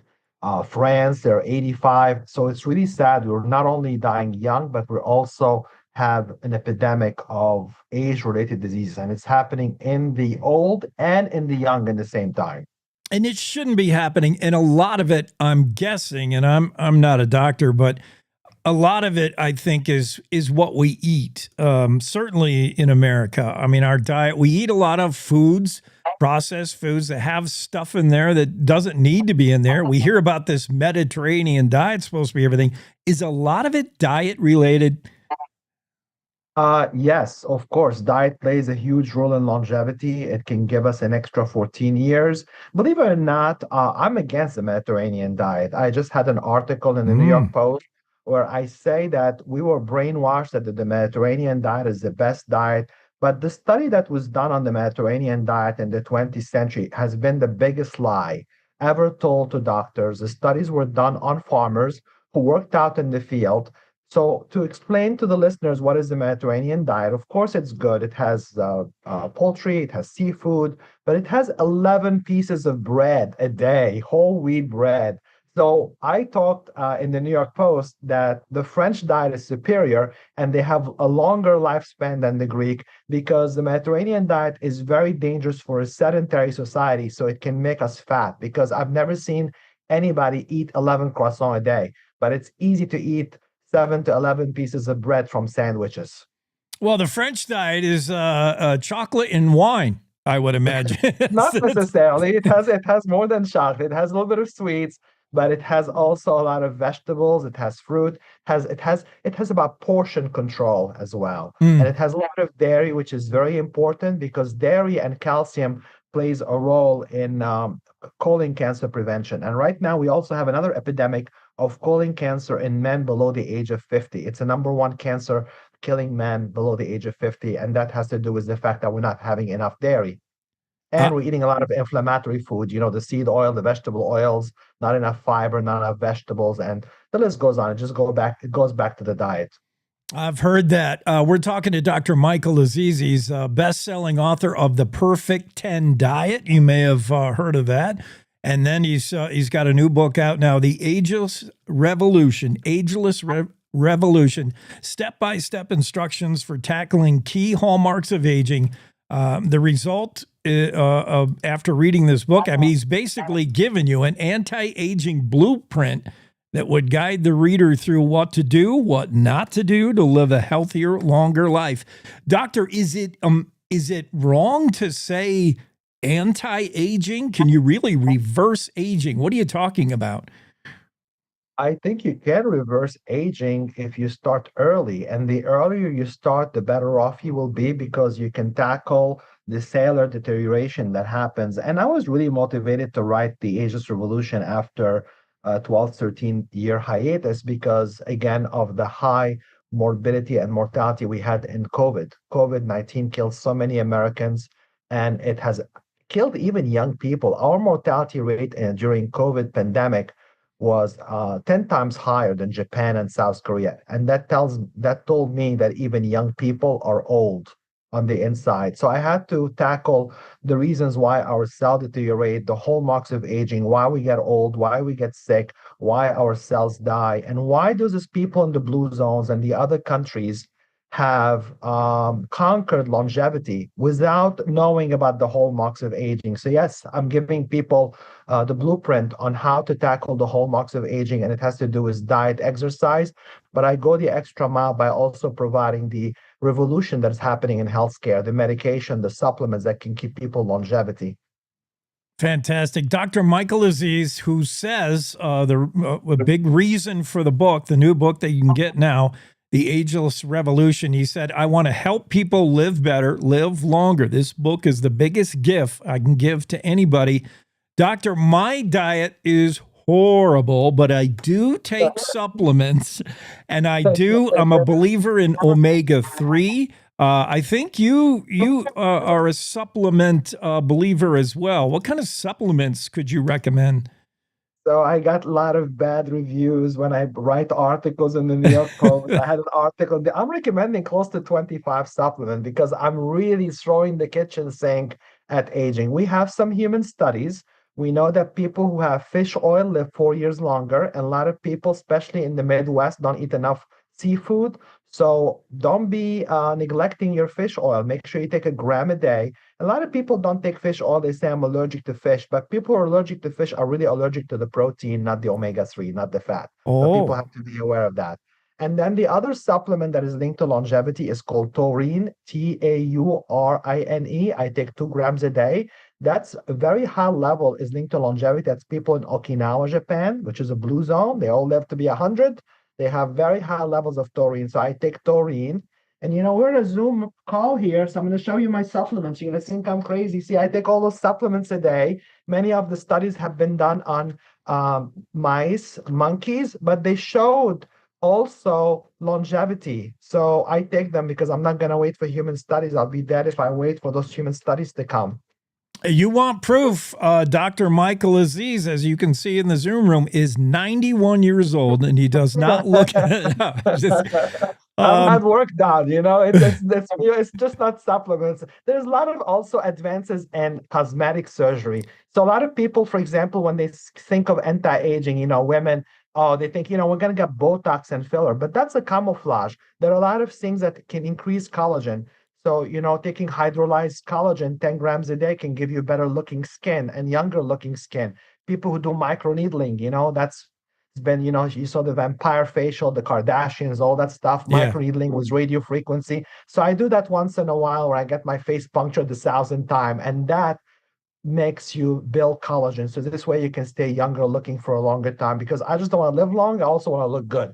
Yes. And celebrities we always hear about celebrities doing things to look good and to fight off the aging process. And I think some of those things are legit. Some of them are just crazy. But, let's talk about extreme hot and extreme cold. Sauna. Let's talk about, freezing of the body, like getting to near freezing temp. What can we do to our body that's actually good for it?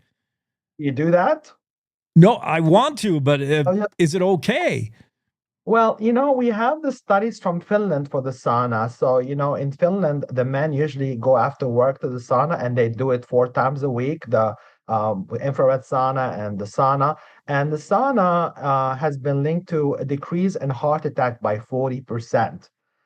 So that's a lot. That's a big drop in mortality. And that has to do with the fact that when people when they go to the sauna, it dilates the blood vessels and it improves the circulation.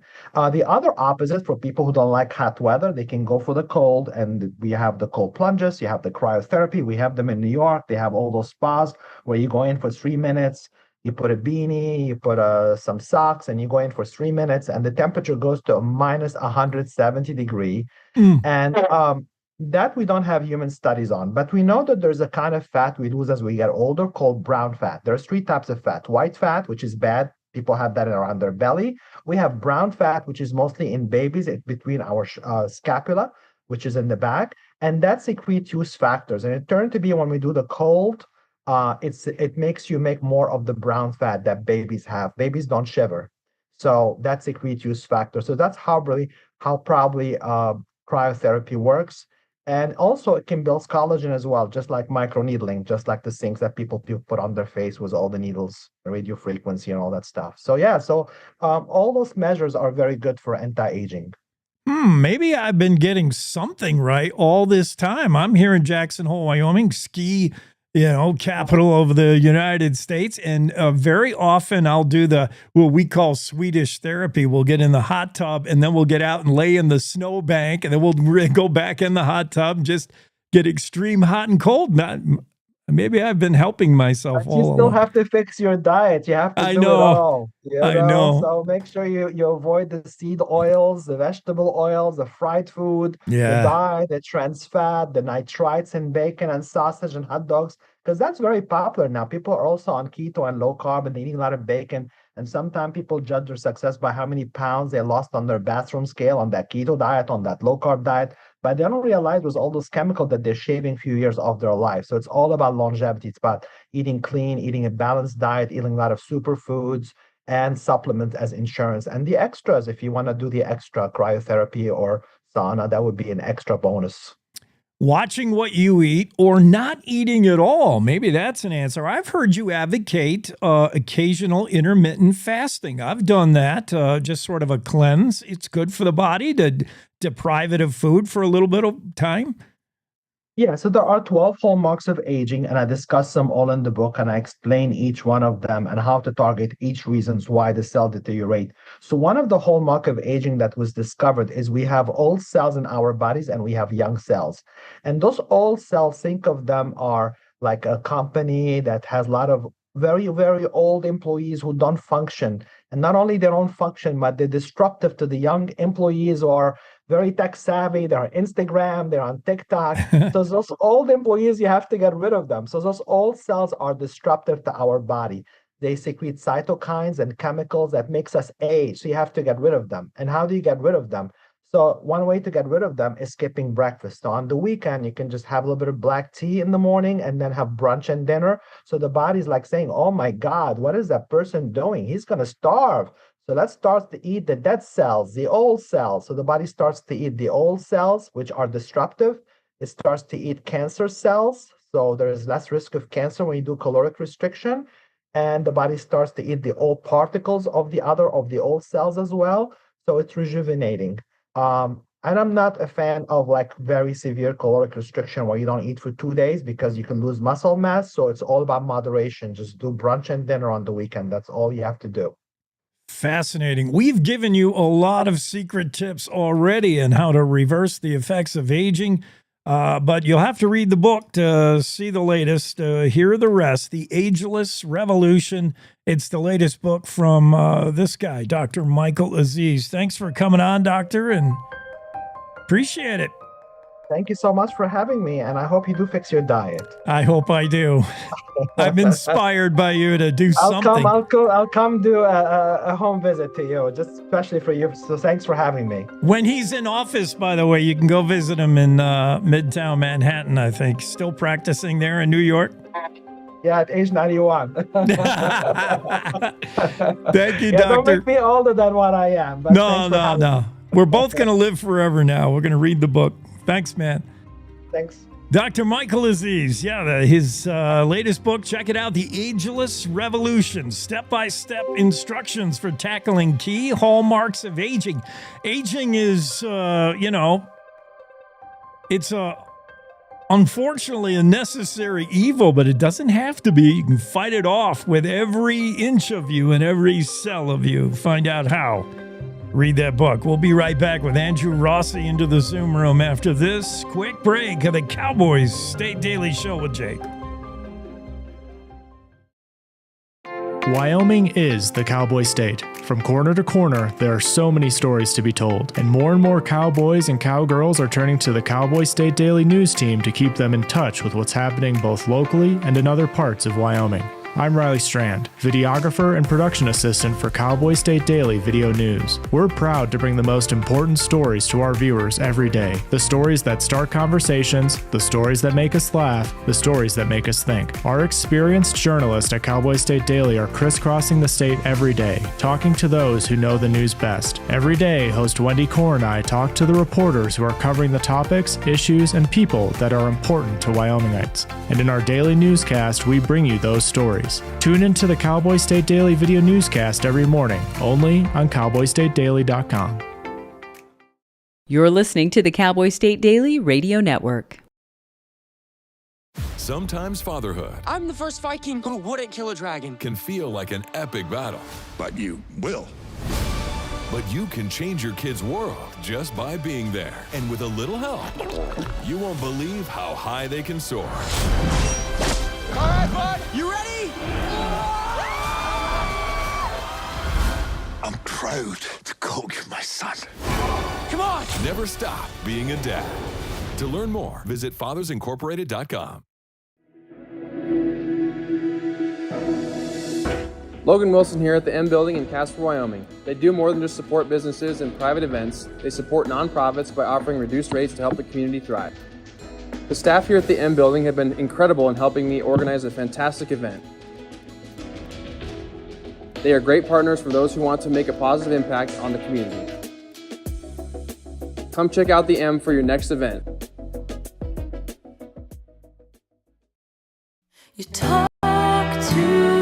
In every family, small conversations can make a big impact. I grew up on tour with my parents. Kind of different, but we bonded over music just like other families do over sports, camping, or other interests. And we talked. Little everyday conversations from silly to serious that built a foundation over time. Honest conversations, like when my dad shared his experiences as an alcoholic. Your honesty about that part of your life gave me a sense of integrity that I wanted to uphold in my own life. And I was so grateful that you and Mom had become these sober, stable people who were always there for me. I wanted you to know from someone who's been in recovery more than 30 years now that hard work is what creates success, not alcohol or other drugs, whether it's music or anything else. I said it a lot, and I'm glad you took it to heart. Talk, they hear you. For more information about talking with your kids about underage use of alcohol and other drugs, visit underagedrinking.samhsa.gov.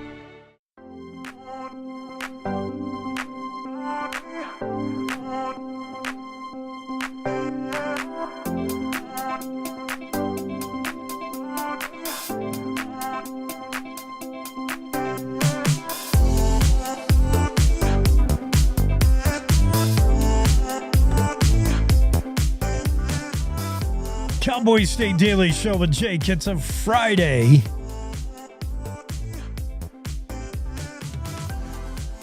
We're going to talk about Claire McFarland's story. Fremont County jelly maker pleads guilty to transporting meth from Las Vegas. Riverton woman that you could often see at the Fremont County Farmers Market. Maybe you've had some of her magic jam, some of her extra jelly. Actually, she didn't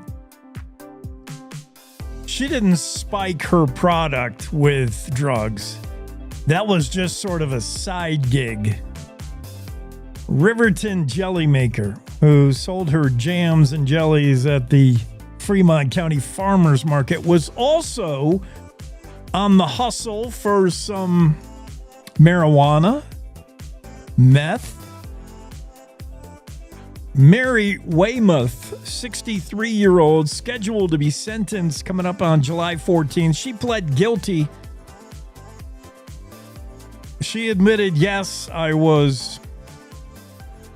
would drive down to Las Vegas to pick up some rutabaga, to pick up some pomegranate, and to pick up some meth.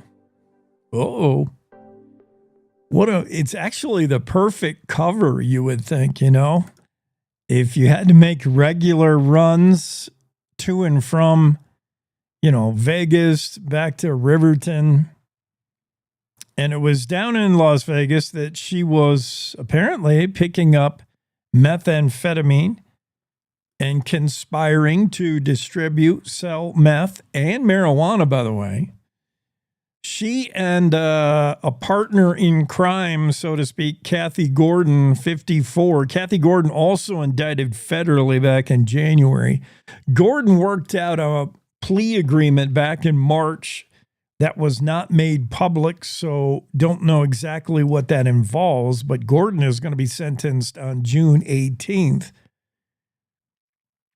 But Mary Weymouth, 63-year-old, going to be sentenced on July 14th. She pleaded guilty to possessing meth with the intent to distribute, punishable by 5 to 40.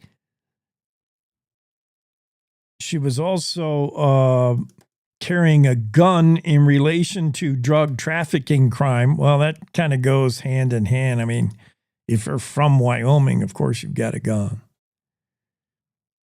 It all comes back to how coppers found her. It was pretty interesting work. Division of Criminal Investigation Special Agent Ryan Wangberg, DCI Ryan Wangberg, was just a customer, I guess, at the jelly booth at the locals farmers market. She got her contact information. Wangberg had a good idea she was selling more than jelly. He suspected. And he sort of asked about it. She gave him a business card, and Wangberg kind of posed as if he was interested in buying drugs. Wangberg, the DCI agent. And he began texting with Weymouth, the jelly maker. She said, well, expect a call from another person, my partner. And if she doesn't call you within the next hour, let me know. I'll take care of it. The other person, the partner that called, identified herself as Crystal. Crystal was really likely this Morgan character, the partner. Gordon. Gordon, alias Crystal, got in touch with the agent. They worked out a deal, and that's how Weymouth's operation was brought down. DCI agents pinged a cell phone to Shoshone all the way to Gordon's house. One agent already in the area arrived one day to find Wangberg's, I'll get these names right. Wangberg arrived to find the white Nissan Frontier truck attached to an 8-foot trailer. That was Weymouth's trailer. In the bed of the truck were multiple baskets of pomegranates, Wangberg testified. So, yes, it looks like the ladies did make a run down to Las Vegas for pomegranates. But he also saw a bunch of cookie tins in the trailer and asked about those. Also a white styrofoam cooler in the bed of the truck. All these contain raw marijuana, Wangberg noted. The meth she was likely getting from some kind of dealer. She had about 6 pounds of it. Ooh, that's pretty good money when you sell 1 ounce of meth for like $700 on the street. According to this story, Crystal said, I'll give you a zip for $700. A zip is an ounce of meth. Not bad. 6 pounds of meth.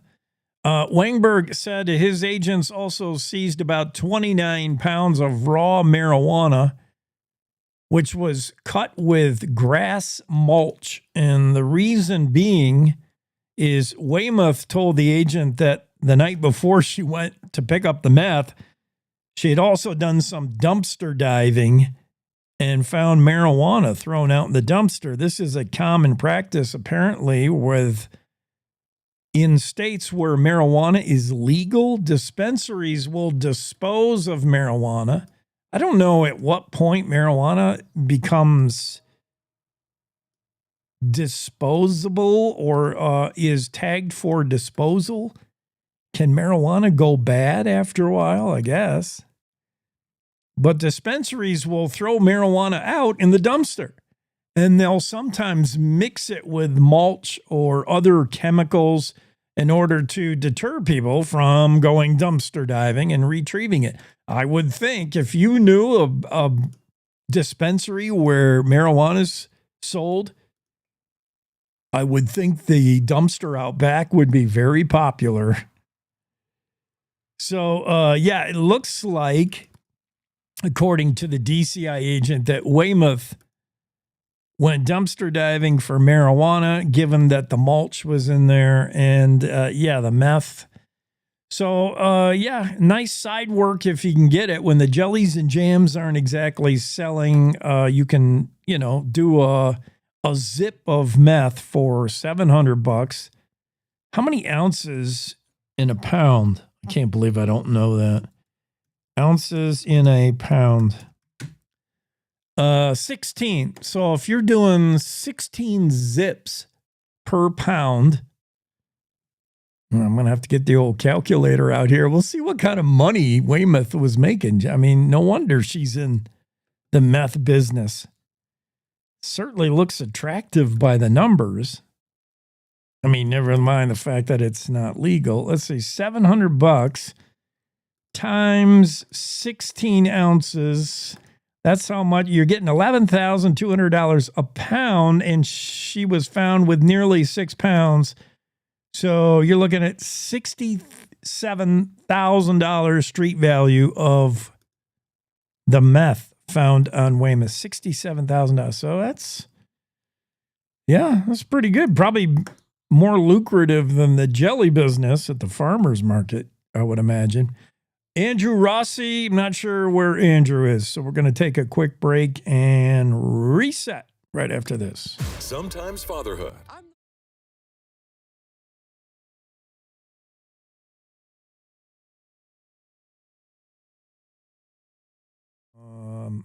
Already took that break, so we're going to do, how about a little rodeo? Because next hour is normally when I rodeo, but I'm kind of jammed up next hour with guests. Bill Sniffen's should be on.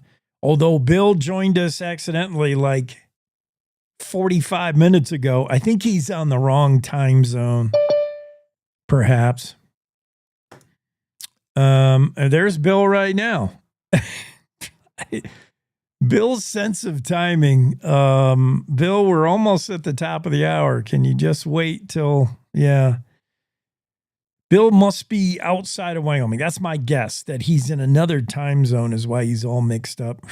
He's got me all mixed up. Let's go to Game and Fish Report. How about that? We'll be right back.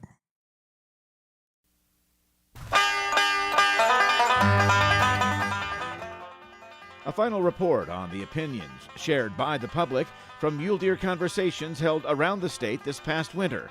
That's next on the Wyoming Outdoorsman. I'm Ray Hageman.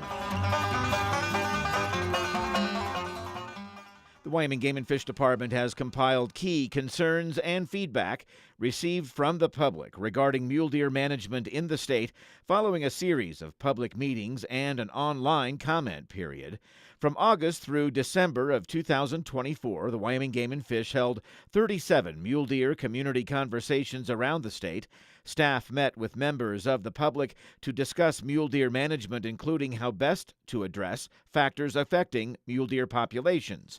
Wyoming Game and Fish Deputy Wildlife Chief Justin Binford says these community conversations provided an excellent opportunity for the public to discuss the challenges facing Wyoming's mule deer.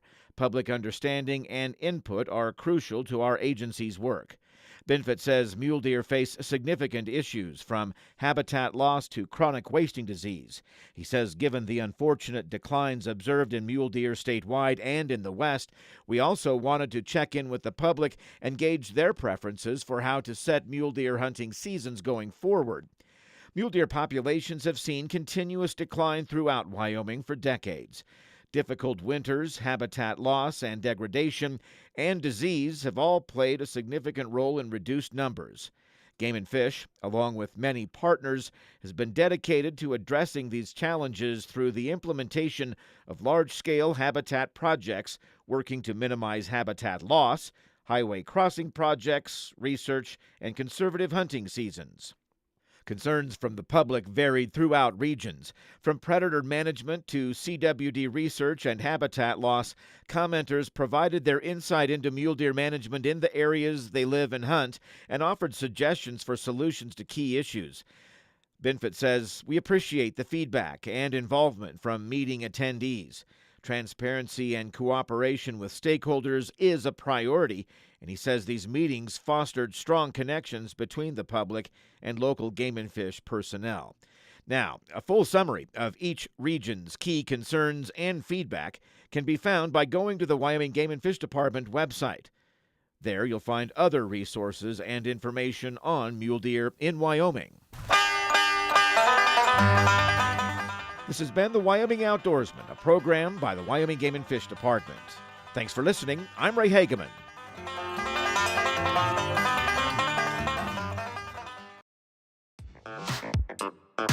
We're back. Cowboy State Daily Morning Show with Jake continues. Yeah, we're back. Jim chimes in when we were talking about pronghorn and the idea that we should map all the fences that could be barriers to migration for pronghorn. Jim says, are we going to give the antelope the map of the fences? Maybe, if that's what it takes. Perry says, great idea for Cole. The idea that we could train it to Iowa, put it on a barge in the Mississippi and send it down to the Gulf of America, where then we could put it on big old boats to Japan and the Far East. Yeah. Then let's work on our wall bordering Washington, Oregon, and California. Then we'll work on the Great Wall.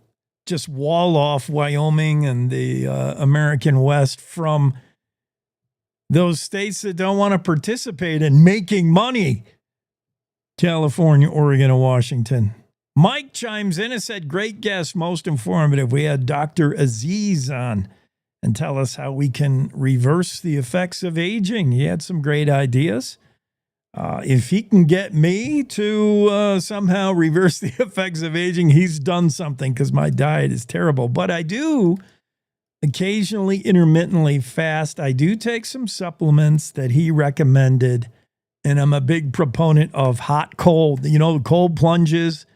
I love putting my body through extreme hot and extreme cold. I think that's good stuff. So maybe I'm naturally falling into some anti-aging things. We'll see. But Dr. Aziz has a new book that you got to check out. He'll tell you how to do it for real. Super smart guy. I mean, he went to Harvard, And he dropped in earlier this hour. The Ageless Revolution, his latest book. Buy it on Amazon or wherever you buy books. And maybe we can all become ageless. We'll see. More stuff we got to get to. We had a text come into the studio. I hope she enjoys the rest of her life in prison. Glad DCI got her. Yeah, that's the jelly maker, the jam maker who sells her products at Farmers Market in Fremont County. The Riverton woman caught also selling stuff you shouldn't be selling, meth. And the big problem meth causes with today's youth is it's just awful. And it begins with people selling it to them. Yeah. We got to take a break for news. Top of the hour. Bill Sniffen will be in right after that.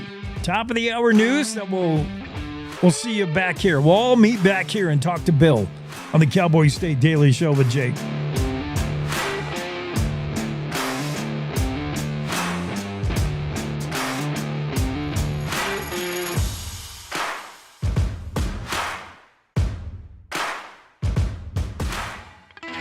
It's time to take a look at what's happening around Wyoming. From the Cowboy State Daily Newsroom, I'm Wendy Core. As conservatives across the nation have rallied behind President Donald Trump and Elon Musk's efforts to reduce government waste through the Federal Department of Government Efficiency program, the Wyoming Freedom Caucus wants to follow that model at the state level. Cowboy State Daily's Leah Wolfson reports that in outlining its goals for the upcoming interim legislative session, the Freedom Caucus says doging Wyoming's budget is a top priority to identify unconstitutional and wasteful spending. I spoke to Representative John Baer, the chairman emeritus of the Wyoming Freedom Caucus, about this, and Baer said one specific thing that he would like to doge is looking at state grants. He's concerned about that, and Baer also pointed out that he believes that giving money to any nonprofits is debatably unconstitutional under the Wyoming Constitution. Although he's said before that he only wants to prevent an increase in state spending, Baer told Cowboy State Daily on Tuesday he also wants to put those state grants under the microscope. On Tuesday morning, Bobby Watts chased two burglars away from a Riverton business he manages, helped deputies investigate, went to confront one of the suspected burglars on the road, and took some gunshot shrapnel to his upper arm.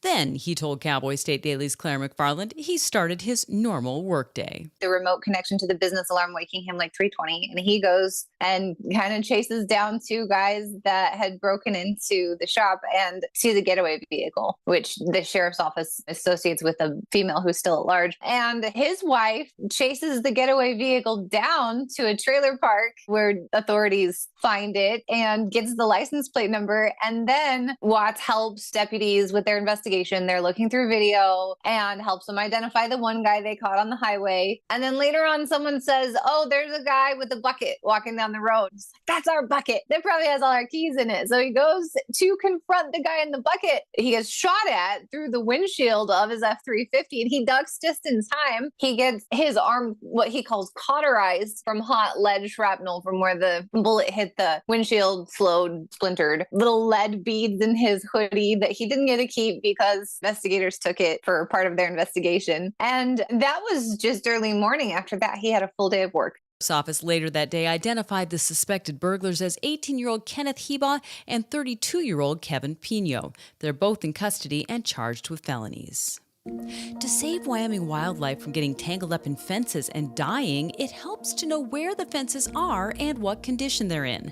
That's what researchers told Outdoors reporter Mark Hines, adding that the 2024 Absaroka Front Fence Inventory in northwest Wyoming will help to do just that. It's good to know exactly where all the fences are located and kind of superimpose that with the wildlife migration route so that people have a much clearer picture of, hey, we can put in wildlife fencing here or wildlife friendly fencing here, or hey, here's here's a 5-mile section of crappy old fence that nobody's using anymore. We can just go in and tear that out. More than 155 miles of fences were mapped and measured. That included 27 miles revealed to be in need of repair or modifications to make them safer for deer, elk, antelope, bighorn sheep, and other wildlife. I'll be back with more news right after this. Looking to earn money for college while making a difference in your community? Join AmeriCorps Vista with Serve Wyoming. Vista members tackle affordable housing, food insecurity, and poverty across the state, all while promoting volunteerism. Enjoy a living stipend, health insurance, childcare, and college scholarships. No experience? No problem. Serve Wyoming is placing Vistas with Lions Disability Transportation in Cheyenne, the Nicolason Art Museum in Casper, and Rooted in Wyoming in Sheridan. Reach out to Serve Wyoming at servewyoming.org. Bruno is a huge male grizzly best known as a frequent suitor of Wyoming's beloved Grizzly 399, and he put on a rare show in Grand Teton National Park as he went ice fishing for trout. Cowboy State Daily's Mark Hines spoke to Neil Simmons, who runs Roam Wild photo tours in Grand Teton. He was with some clients late last week when they rounded a corner on the nearby road just in time to witness Bruno's antics. When the Snake River at Oxbow in Grand Teton National Park was still frozen over last week, he walked out on the ice and was like busting through the ice with his paw and grabbing fish. And he falls through the ice at one point, but of course he doesn't care. He's a bear. I talked to the person who took the video and they said it was really cool. They've been following the bears of Teton for 10 years. Said he'd never seen anything like that. Wyoming Game and Fish large carnivore specialist Dan Thompson told Cowboy State Daily that Bruno's ice fishing venture was rare behavior. However, grizzlies are extremely intelligent and can get creative when it comes to finding a meal. And that's today's news. Get your free digital subscription to Wyoming's only statewide newspaper by hitting the daily newsletter button on cowboystatedaily.com. I'm Wendy Corr for Cowboy State Daily. Most hiring algorithms would scream me out. Some bosses couldn't see me as a leader. I've run this place for 20 years, but I still need to prove that I'm more than what you see on paper.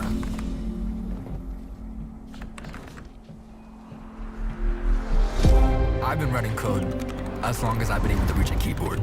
This is what I do. It's second nature for me, coordinating 100 details at once. It's the way my mind works. I have a very mechanical brain. I sold them on my skills. You gotta be so good they can't ignore you. My magic is analytics and empathy. That's how I'm getting clients. You have to have the confidence in yourself to show up and defy the odds. I'm more than who I am on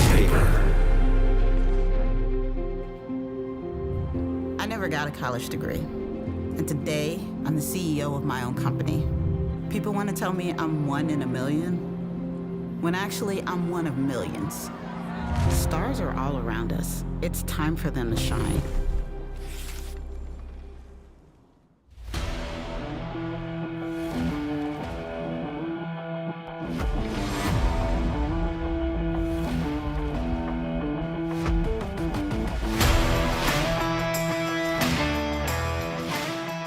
Cowboy State Daily Show with Jake. It's a Friday. Bill Sniffen into the room. Bill, did you see Dr. Aziz going to tell us all how to stop aging, live forever, maybe?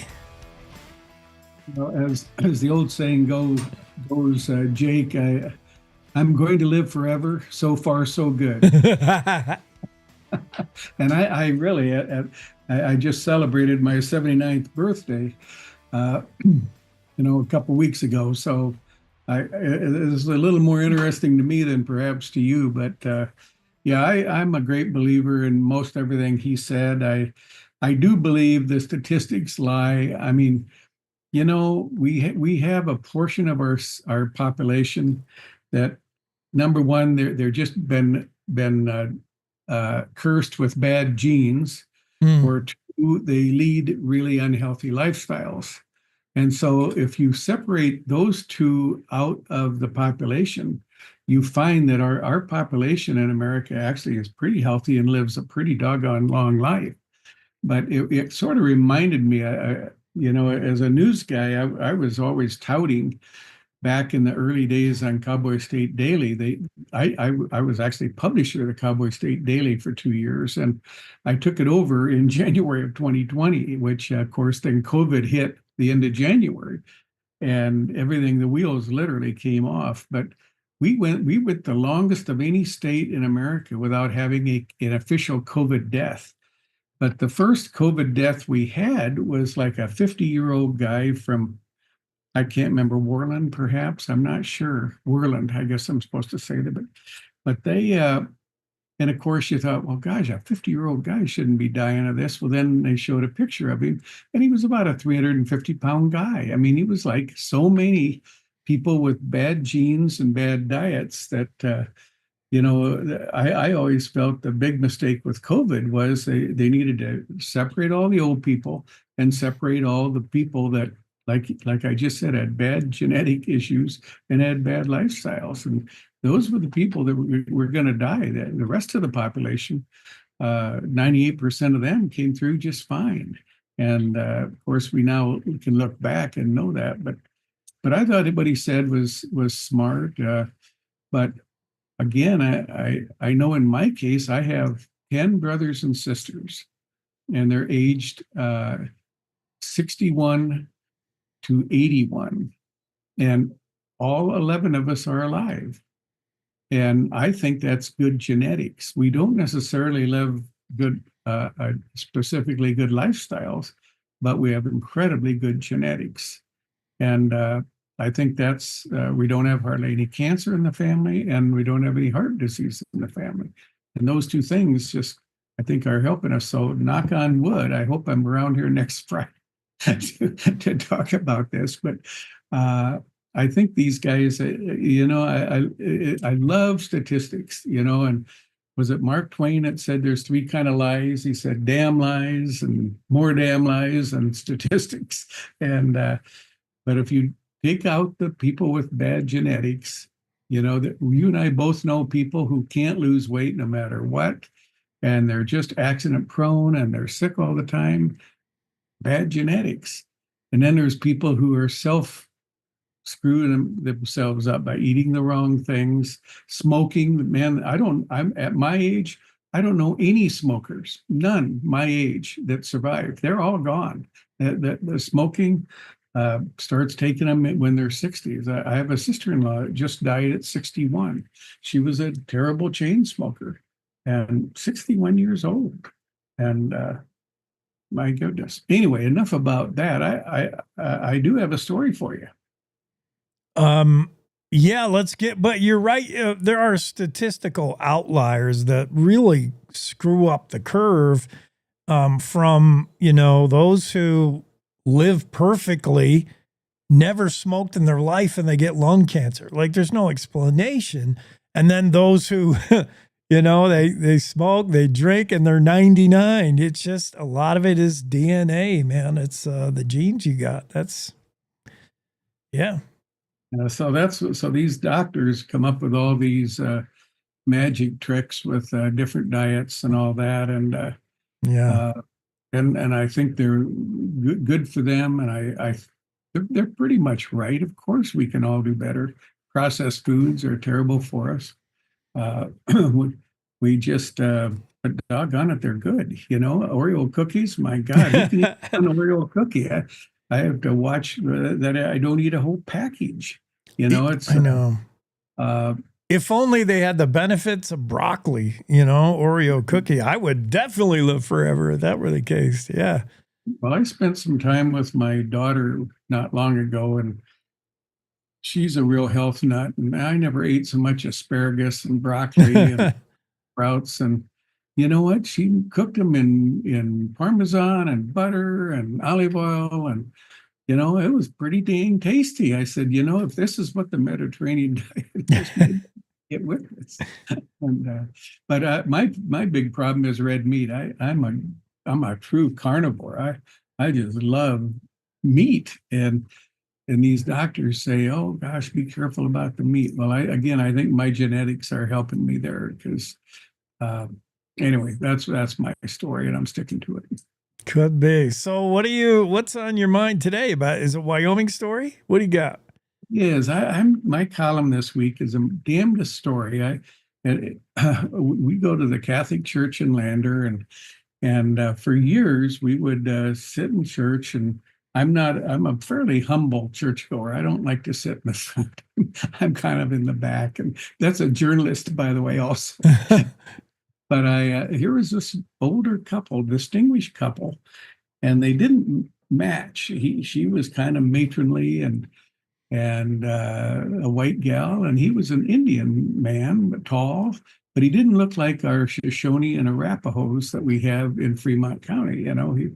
He just didn't look. He had turquoise earrings and a Western style hat, and just a very distinguished man. And doggone it, he right before he died, another journalist, a guy named Brody Farquhar. I don't know if you ever knew Brody, but he was well known in Wyoming 20 years ago. He now lives in Colorado, but all of a sudden he writes a story about this guy, and it's such a great story. So in my column, I call it a love story that goes beyond incredible exploits in World War II. But the short version is that his name is Sam Blatchford. Her name is Cecilia. I don't remember her maiden name, but they got together before World War II, at the beginning of World War II, and they got engaged. And he went to Europe and got on a plane and went down in France. The plane went down, and it was recorded total loss. Everybody died. And so even though they never found a body or anything, and so she married another guy. But Sam survived. He was the last guy out of the plane. Anyway, landed in a field, and a farmer rescued him, but he ended up in a prison camp. And so then he finally gets loose. He comes back, and Cecilia is married to another guy and is pregnant. And so Sam is despondent, but he goes back to work. He earns all these medals and does all these things. And he was but anyway, so then he gets married, has a couple kids, and but unbeknownst to him, her husband is killed in the war. And so, but she now knows that he's married with kids, so she gets remarried again, ultimately has 7 kids. And so years and years and years pass, and he goes back to Vietnam. He's in a Jeep, driving a Jeep with the commander one time, and the whole thing blows up on an IED and kills the commander. He's in the hospital for a year. And anyway, just unbelievable story. I mean, what a movie this would make. Well, anyway, so finally, he's in Illinois, he has 2 kids and married, and his wife dies. So he says, well, I wonder what's happened to Cecilia. So he finds her in New Mexico, and her husband has died. Oh, my. So they get together, and they move up to Fremont County because her daughter is married to Dick Greaves. You remember the great artist up in Fort Washakie? And then so they started going to mass at my church. And of course, I don't know any of this history. And I'm just thinking, one of the things I always tell the reporters at Cowboy State Daily, that there's no boring stories. There's just boring writers. And everybody has a story. And I'm always admonishing the crew that check those obits. There's incredible stories in these obits of these people are leading these amazing lives. But anyway, so Brody writes this story, and I'm just mortified. My God, I've been watching these guys in church for 5 years, and I missed the story completely. So I finally, using a lot of Brody's stuff and my own observations, I'm going to put all that in a column this week. But it's just one hell of a story. But I thought to myself, it was 56 years from the time they were engaged to and they got married in 1998 at the summit of Snow King Mountain. Wow. Well, there's your headline, a 56-year engagement. Why did it take so long? You have no idea. Oh, my goodness.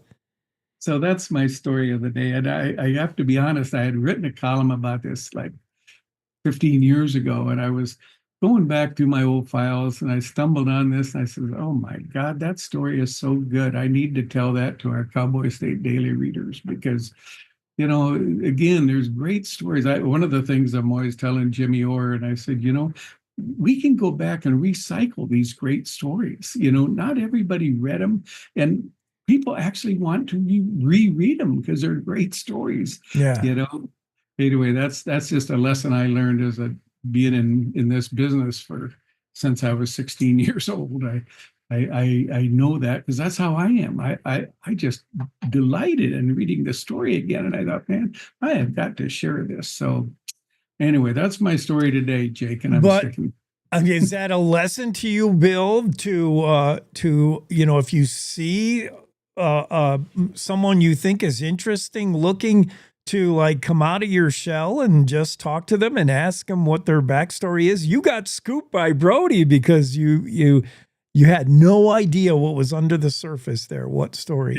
And let me say this: I am the kind of person who normally does do that. Yeah, I have a reporter's mentality and approach to things. Yeah, and, I always tease the reporters by saying, the definition of a journalist is a person who never leaves the building. And in my lifetime, so many journalists are actually very shy people.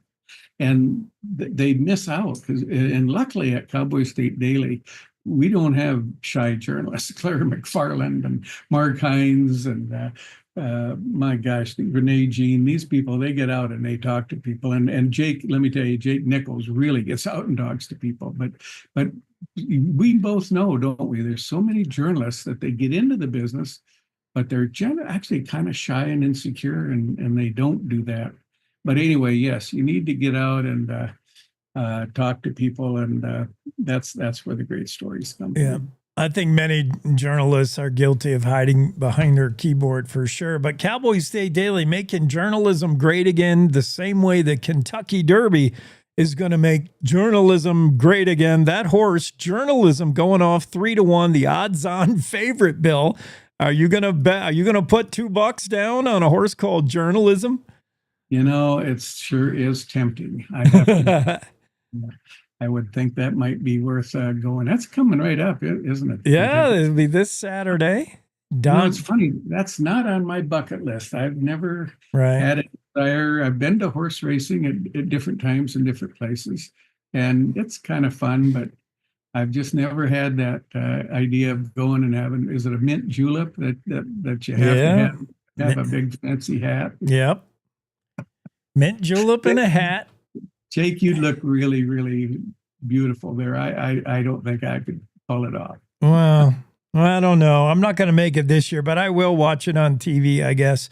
The story this week that really, it jumped out at me because it really evoked anger in me and many of our readers and listeners of this show is the senseless slaughter of those dozen pronghorn. When you see something like that, it reminds you of a previous incident. I remember one up in Gillette, similar. When you see massacre of wildlife by some Looney Tune, like that's a criminal mind. It's a sick mind that does that, I think. Well, frankly, the people that do that kind of thing, if you follow them, they do other horrible things that are people. But I don't know. To me, the pronghorn is the most beautiful animal on earth, in my opinion. I tell you, we're so blessed to have it as our. I think it's really our state animal. I'm not sure if it actually is or not. I also love muleys because they're so ugly and dumb. They need all the love they can get. They're dumb and they're ugly, but they're ours. The whitetails are pretty. Get them out of here. They're invaders. Right. Keep them somewhere else. Now that's a Bill Sniffen theory. The authorities will say, "Well, Bill, that's not quite true." Right. But that's true. The whitetail are the interlopers, and our muleys. That's our native sons. But getting back to the pronghorn, I just love how beautiful they are. They're everything about them. They're just cool. They're so fast, and they're. In Lander, of course, we have the one-shot antelope hunt, which we really celebrate the antelope, even though it involves hunting antelope. It's a true celebration of that species of animal. Just such a beautiful animal. So yeah, that breaks my heart. I really don't know what in the heck somebody's thinking when they do stuff like that. Yeah. One other story. I don't know if you were following this, but it's a feel good or feel better story. Sean Berry had a follow up to a story that Mark Hines originally wrote about that ranching family in South Dakota that had the Forest Service roll up with their tactical SWAT team all over a property line dispute. Like your fence line is over the border, tickies, petty stuff. And the Forest Service they were looking at 10 years in prison, $250,000 fines. This is back in the Biden administration. Trump recently said, thanks to Representative Harriet Hageman bringing it to everyone's attention, Trump said, stand down. This is not a high priority issue. It's so typical of the federal overreach. And I've even personally seen some of this with FEMA and the Army Corps of Engineers. Yeah. I own a mile of the Paposia River. And all of a sudden they came in and said, this is all flood zone. And it was just unbelievable overreach. So I've seen a little bit of that on a personal front. But I'll tell you what, you and I have been covering the Forest Service for a long time. I mean, one of my best friends was a forest ranger named Doc Smith. And I met him in 1970. Now think about that. And there's another great forest ranger, ex-forest ranger named Carl Brown Eyes up in Lander, or here in Lander. But Doc passed away a long time ago. But he took me up into the wilderness. And these old rangers, they were the salt of the earth, and most of them are gone. They replaced them with pencil pushers and bureaucrats, and they don't understand forest management. There's a reason the Forest Service is in the Department of Agriculture, and that is timber is a harvestable item. It should be harvested. These old forests, the Wind River Mountain Range, my God, the Shoshone National Forest, but someday that's going to be the biggest fire in American history. And because they haven't allowed nearly enough timbering up in there, and for years and years and years and years. And it all started with Bill Clinton and his idiot Department of Interior Secretary Bruce Babbitt. And they did something called RARE, which meant that if the road was here and the wilderness area was here, everything between the wilderness area and the road had to be treated as wilderness.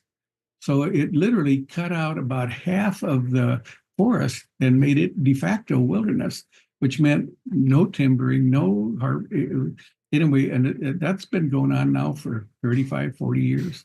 The overgrowth and undergrowth is unbelievable. Yeah, So, U.S. Forest Service, they got to get back to forestry. And some of those old-time forest rangers, some of the old-time game and fish wardens, they were the best. And these new breed, I don't know if they ever get out of the office and understand the. Yeah, well, they don't, and it's just a national embarrassment, in my opinion. And I just got to know so many of those old rangers, and they were smart guys. They loved their jobs. They loved the forest. They loved people, and they loved the idea of people enjoying the forest. I mean, it was the way it should have been. But anyway, this thing up in a SWAT team in the Forest Service, what in the heck is that? I didn't even know they had a tactical unit like that. And then again, go in and just pick on an old family. Right. I mean, it just shows the silliness and the craziness of the left wing. And I tell you, politically, you were talking to somebody earlier about politics, but I tell you, we have so much to celebrate with Trump's first 100 days of sanity, and the liberal media is just going off the rails, and they don't know what they're talking about. And if you dissect what's happening in the Democratic Party right now, it appears to me that because they lost the election, any Democrat that had even a tiny sense of reasonableness is being tossed aside in favor of the Squad and AOC and Bernie. And these people are out to lunch. They don't have a clue, in my opinion. I'm sorry. They're not.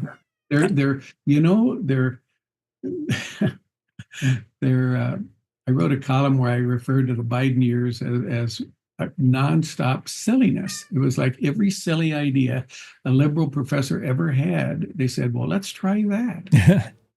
But it was, there was a great line somebody said, who was it? But what they said is, these are not serious people. I can't remember who said it. It wasn't Trump, but they were talking about these Biden people and these Democrats. They just don't get it. Anyway, that's my soapbox. I used to be a Democrat, not that many decades ago, but boy, that party left me. I didn't leave it.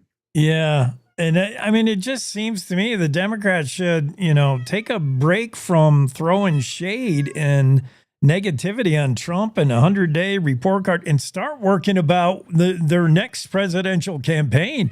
You got to find Biden's aged out. Kamala's probably not an answer. Bernie and AOC are too far left. You better find your next candidate and do something positive if, you're wasting time. I don't know. I don't think J.B. Pritzker from Illinois or Gavin Newsom from California have a prayer, because their records speak.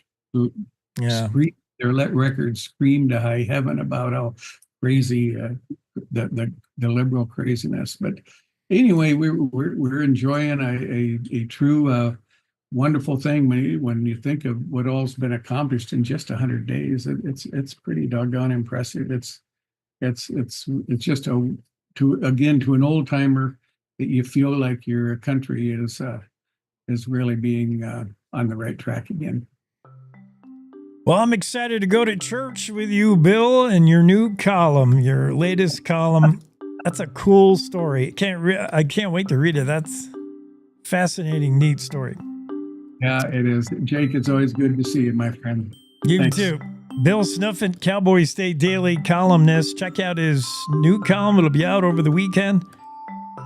And how that couple that caught his eye at Mass and Lander, you have no idea about the backstory. Oh my goodness, how fascinating. Let's take a quick break of the Cowboy State Daily and we'll be back. Hi, I'm U.S. Senator John Barrasso, and I'm teaming up with the Wyoming Center on Aging at the University of Wyoming for their campaign, Tough Enough to Know Your Numbers.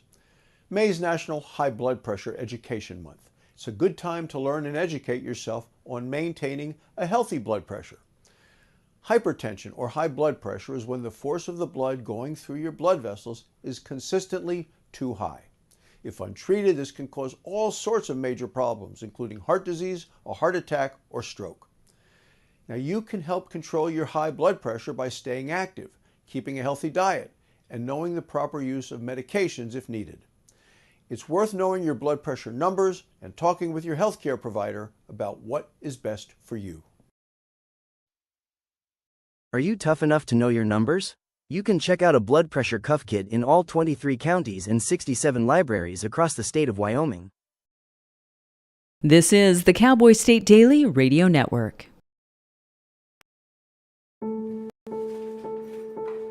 We all make choices. When it comes to alcohol, kids make choices whether to drink or not. Bye, Dad. Bye-bye. Remember, I'm going to Alex's party tonight and sleeping over. Have fun. Hey, have a seat for a second. Remind me about that party again? Alex is just And adults make choices whether to talk about it. That's true of parents and every other trusted adult in a kid's life. Kids want to know our expectations when it comes to alcohol and other drugs. They want guidance and honest answers to their questions. And it makes a difference when the message is consistent and part of everyday conversations. So talk with your kids and help lead them on a positive path. Because when you talk, they hear you.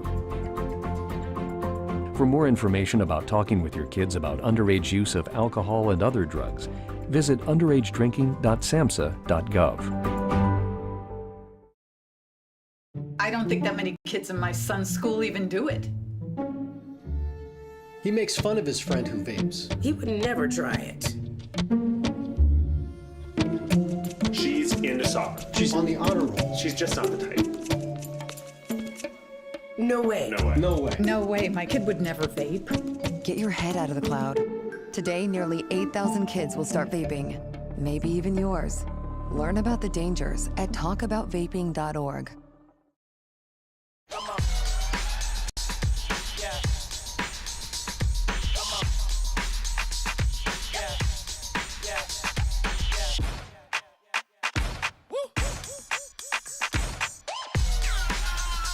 You're not going to get it all right. Just make sure you nail the big stuff, like making sure your kids are in the right seat for their age and size. Get it right at nhtsa.gov/the-right-seat.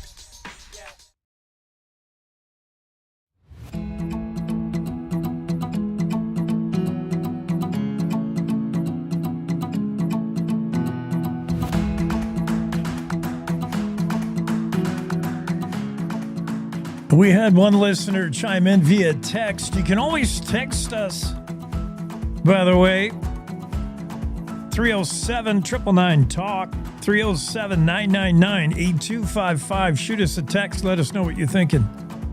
Keep us steered onto the right course. Provide feedback. Tell us where to go, whatever you want to do.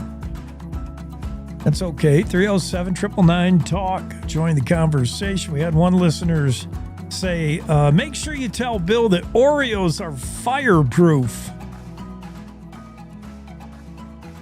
It's too late to tell Bill, but Bill, if you're watching, I can confirm Oreos apparently are fireproof. I don't have any Oreos sitting around right now. Not that that would be an unusual thing. You could very well find Oreos at this household. I'm a huge Oreo fan. You might not find Oreos here in my place because I ate them all. But I would like to test this out for myself.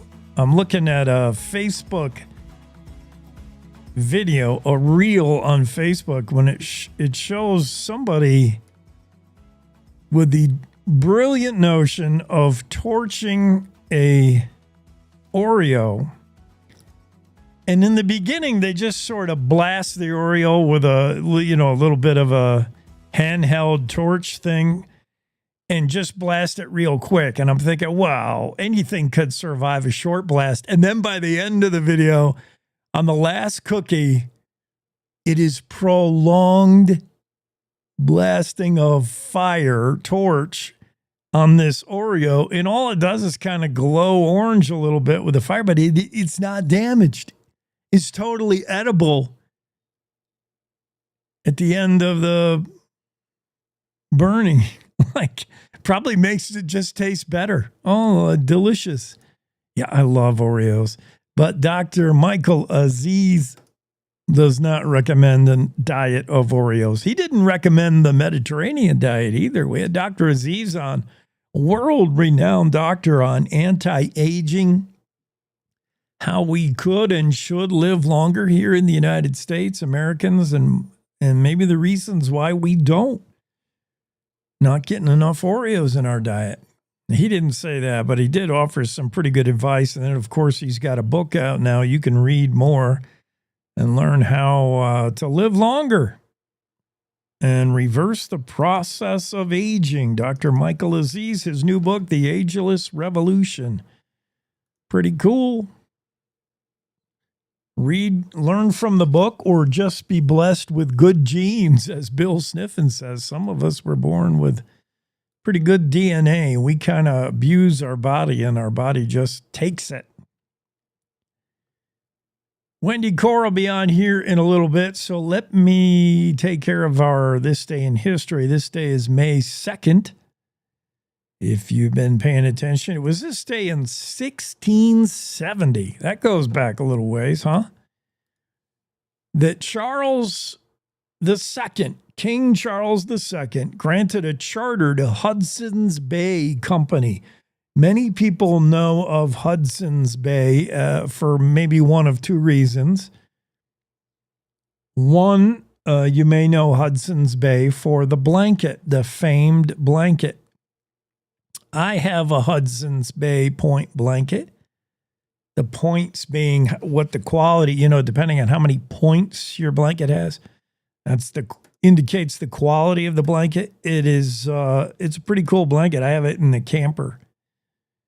Really warm, made out of wool. King Charles II grants a charter to Hudson's Bay Company. In addition to the blanket, Hudson's Bay Company was some regard, the oldest corporation in the world. Going back in the 1600s, the company acted pretty much like a country. I mean, you call them a company, but they were a country. They were Hudson's Bay Company, granted a charter 1670. That's how old Hudson's Bay Company is. But a reason you may know them is the way they factored into U.S. history. Based in Canada, they were behind much of the trapping and exploration in the early United States, the early America. 18th century Hudson's Bay Company was nearly a country unto itself, operating in a vast domain. Many people mistakenly believe they are Canadian. They are a British company with their roots in the UK, but operating out of bases in Canada. Hudson's Bay Company employed many, many trappers who explored early America. This day, 1869, the famed Golden Spike was driven in at Promontory Point at exactly 12:47. This day, 1869, the last iron spike was driven, the so-called Golden Spike, that would complete the railway line that began from both directions and ended right there in what is kind of North Ogden, Utah. Promontory Point, North Ogden area. It was a big ceremony. Where is that actual spike today? Is it really there in the ground? No, they knew the significance of this spike, and it was donated in a ceremony to the Stanford Museum, which is now the Cantor Arts Center.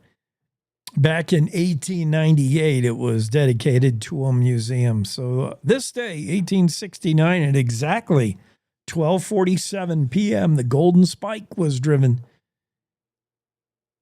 in Utah. This day, 1888, Charles Dickens delivered an address in Cheyenne. Really? It says Charles Dickens Jr. Was there a Charles Dickens Jr. that was not actually Charles Dickens?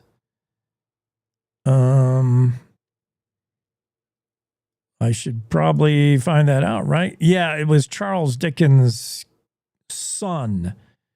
The real Charles Dickens by 1888 would have been dead by then, right? Charles Dickens Jr., born in 1837, lived to 1896. The actual Charles Dickens, who we know from, famed author, born in 1812, died in 1870. So, yeah, this would be Charles Dickens' son, delivered an address at Cheyenne this day in 1888. This day, 1898, Wyoming National Guard companies activated for service and required to report to the Philippines.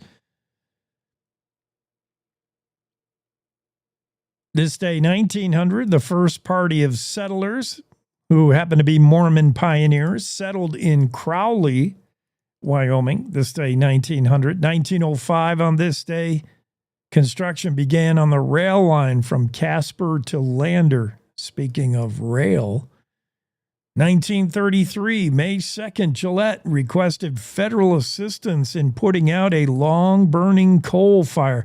There's coal beds in Wyoming that have been burning for decades, if not centuries, just underground burning. 1933, Gillette requests federal assistance putting out long-burning coal fires there. 1974, this day, Wyoming, Rhode Island, added to the National Registry of Historic Places. 1970, Wyoming, Rhode Island. Is that actually a Wyoming, Rhode Island? I'm confused. Oh yeah, I guess there is. How about that? Wyoming, it's in the Wood River area of Rhode Island, not to be confused with Wood River Valley over there in Idaho, Haley, Idaho. The village settled in 1757, Wyoming, Rhode Island. I did not know that. I knew there's a Wyoming County in New York. I know there's Wyoming, Pennsylvania, but Wyoming, Rhode Island. All right, well, now we know. We learned so much doing this show, right? Let's take a quick break, and we got to come back with Wendy Core, unless this message, Bags, you got to come on the show. Stand by. First, let me clear the ad break so we can get Wendy on here in a minute. She'll be right up next.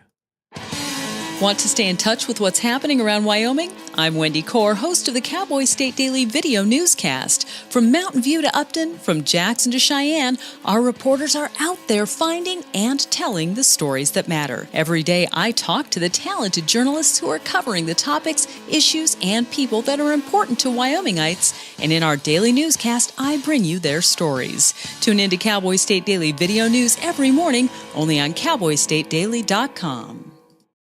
Wyoming is a big state. There are so many stories to tell, and here at Cowboy State Daily, we pride ourselves in bringing those stories to you every day. I'm Riley Strand, videographer and production assistant for Cowboy State Daily Video News. Every day, host Wendy Core and I talk to the experienced journalists who are covering the topics, issues, and people that are important to Wyomingites. And in our daily newscast, we bring you their stories. Tune in to Cowboy State Daily Video News every morning, only on CowboyStateDaily.com. You're listening to the Cowboy State Daily Radio Network. Who can you turn to for news you can trust? Your local TV and radio broadcasters. You trust us to keep you safe during times of crisis and to deliver the weather, sports, and entertainment you rely on every day. We bring you the facts you need to make decisions that matter. And as misinformation floods social media, you can trust your local stations to deliver the truth. Text TV to 52886 and tell Congress you rely on your local stations for trusted news. You handle the healthcare, we'll handle the marketing. In need of a spark for marketing your medical practice? Loom Studio provides creative and strategic healthcare marketing that illuminates the path to bigger and better experiences for your business and your patients. We specialize in branding and design, social media, website design, SEO and SEM, not to mention content creation, public and media relations, and marketing metrics to ensure you're getting results. If you're looking to increase your patient engagement and retention, enhance your community impact, and streamline your marketing efforts, our team is ready to help you achieve your goals. Contact us today and learn more at loomstudio.com.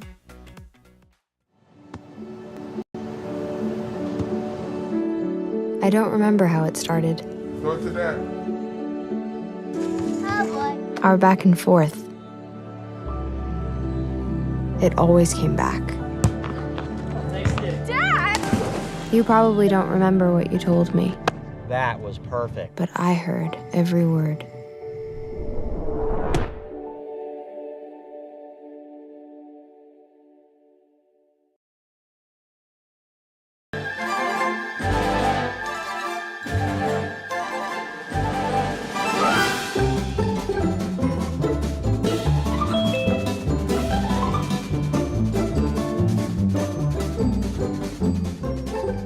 Cowboy State Daily Show with Jake on a Friday edition. Wendy into the Zoom room as we go tripping merrily along. How did the show go over the weekend? Good? It was great. Oh, we had a wonderful time in Basin, Wyoming. That Basin City Arts Center is such an amazing piece of cultural history for the Bighorn Basin. It's a great old theater, and I just hope that they can keep it going for a good long time, because there's nothing like it anywhere in the rest of the communities around Basin. So it's very cool. Wendy, I don't want to start on a down note, but this story yesterday was the story that stood out to me all week, and it angered me. It boiled my blood. It grinded my gears. I talked a little bit with Bill about it earlier. The story yesterday that Mark Hines shared with the massacre of that dozen of antelope outside of Cameron. It's just, every hopefully every not so often this happens in Wyoming, and it's just some Looney Tune at the trigger of automatic weapons, and they just kill wildlife indiscriminately for no reason. And it's sick. I hate to hear about it. Pronghorn already have it hard enough, but especially in that area, because that's where the big winter kill was a couple of years ago. I think winter of 22. Yeah. So to have, that herd is already in such bad shape, and then for somebody to just go and treat it like, Mark did a story about shooting signs a few days before that. Yeah. And that's how they treated him. They treated him like an inanimate object. They treated him like they weren't, God's creatures. And that's really, really, really, it's very frustrating. And the hard part about it is, how are you going to find the person? Unless they start bragging. Yeah. You're going to find them. Hopefully there's some barstool bragging. There's a social media post. Maybe they had somebody along for the ride that is going to have conscious weigh on them. I don't know. I hope we can. However long it takes, because as we learned not long ago, game and fish violations have no statute of limitations. So that's right. We're coming for you. So that would be a really good thing if we could figure out who that was, because it's just so senseless. It's so senseless. And it's the next step after that is plowing into a crowd of people. Genuinely, what's to stop them from doing something like yes, the criminal mind, the twisted mind that does this is, it's an indication as to what you're capable of in any, it's not good. No, it's not. Kentucky Derby this weekend. Are you a horse race fan? Yeah. No, I'm not a horse race fan. I never have been. Yeah, Wyoming horses are one thing. Kentucky horses are, and that culture is way, way different. Now, I wouldn't be opposed to buying a nice hat, but I have no interest in being part of that. The movies, Seabiscuit and, stuff like that. Those are great movies, but they're just not my thing. Yeah. So Kentucky horse racing. I love the movie Dreamer. The movie Dreamer, that's a great one. When Dakota Fanning was a little girl. Yeah. Who else in it? It's Kurt Russell, I think. Yeah. That's a different kind of horse flesh for sure. That's the Lexus to the Chevy pickup. It's different. Right. Totally different. Yes, it is. But I think it's great that they celebrate that culture. I think it's awesome that they celebrate that. And it's fun. What story is more Wyoming than this? Bobby Watts on his, just goes to work, confronts some burglars, gets shot at, and then goes back to work. Oh, man. But it's Claire. It's Claire that's the fun part of this, because I'm talking to Claire, and she says, this is so Riverton. Yeah. She said, this is so Riverton.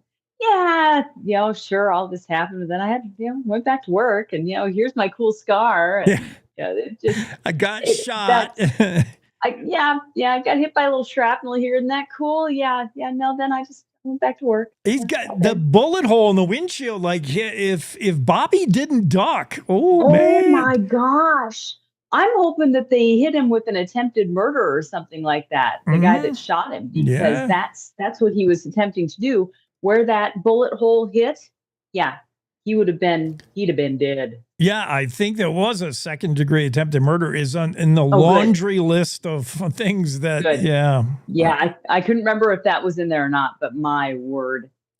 Well, the things that happen in Wyoming, the things that happen here, you never know. We're not Florida by any means, because, have you ever done the Google the man in Florida? Oh, yeah. Florida. Crazy news in Florida. I know. Oh, yeah. No, my son lives in Florida, and I'm like, okay. But so we don't have quite that degree of crazy insanity, unless you're in Yellowstone and you're a tourist. We can generate some crazy out of Yellowstone. We've seen that. Yes. Sensible things come out of Wyoming, though, like back-to-back news cycle stories. Governor came back recently from visiting the Far East, Southeast Asia, and he thinks there could be a market there for coal. We've always said that. The problem is getting it there. And then today we hear Jim Manley, who's got some experience running barges on the Mississippi, said, hey, train it to the Mississippi, barge it down to the Gulf of America, and then get it to, could we do this? The thing that makes me just so, again, we're Wyoming. How does a guy who has made a living driving barges down the Mississippi end up in Wyoming? I just think that's the fun part right there. Exactly. And what you're going back to saying, I think that it's great. Wyoming has always had, at least as long as I've been tracking news in Wyoming, has always wanted to get our beef over to Taiwan and to the Asian markets there. So to have our coal go to the Asian markets there also makes great sense. But again, it doesn't quite track in your brain. It's like you would think West Coast, it's a direct shot, and going to the Gulf would be a little more roundabout. But if they figure they can do it, and if they can figure out how to do it, my gosh, a whole nother world market right there. Why not? Jackson resident Jim Manley, a modern-day Huck Finn, knows how to get stuff down the Mississippi. He says, hey, with the right funding, 3 to 4 years, this could be real. Wyoming also recognizes coal as an outgoing energy source. The new coal is nuclear power, and that's a 3-state pact signed by Wyoming. We got Bill Gates TerraPower, Utah and Idaho all about it as well. They say, yeah, let's push these smaller nuclear plants. Absolutely. Doesn't that just make sense? I mean, we all, growing up, those of us of a certain age, all have the nightmare of 3 Mile Island, right? Yeah. We remember that. And so everything after that was tainted as far as nuclear power for those of us who were like, oh no, nuclear power is polluting. Nuclear power is bad. Nuclear power is very, very clean. And it's the waste that you have to be aware of. And so in any energy exchange, hydropower, I think, is the only one that's super clean.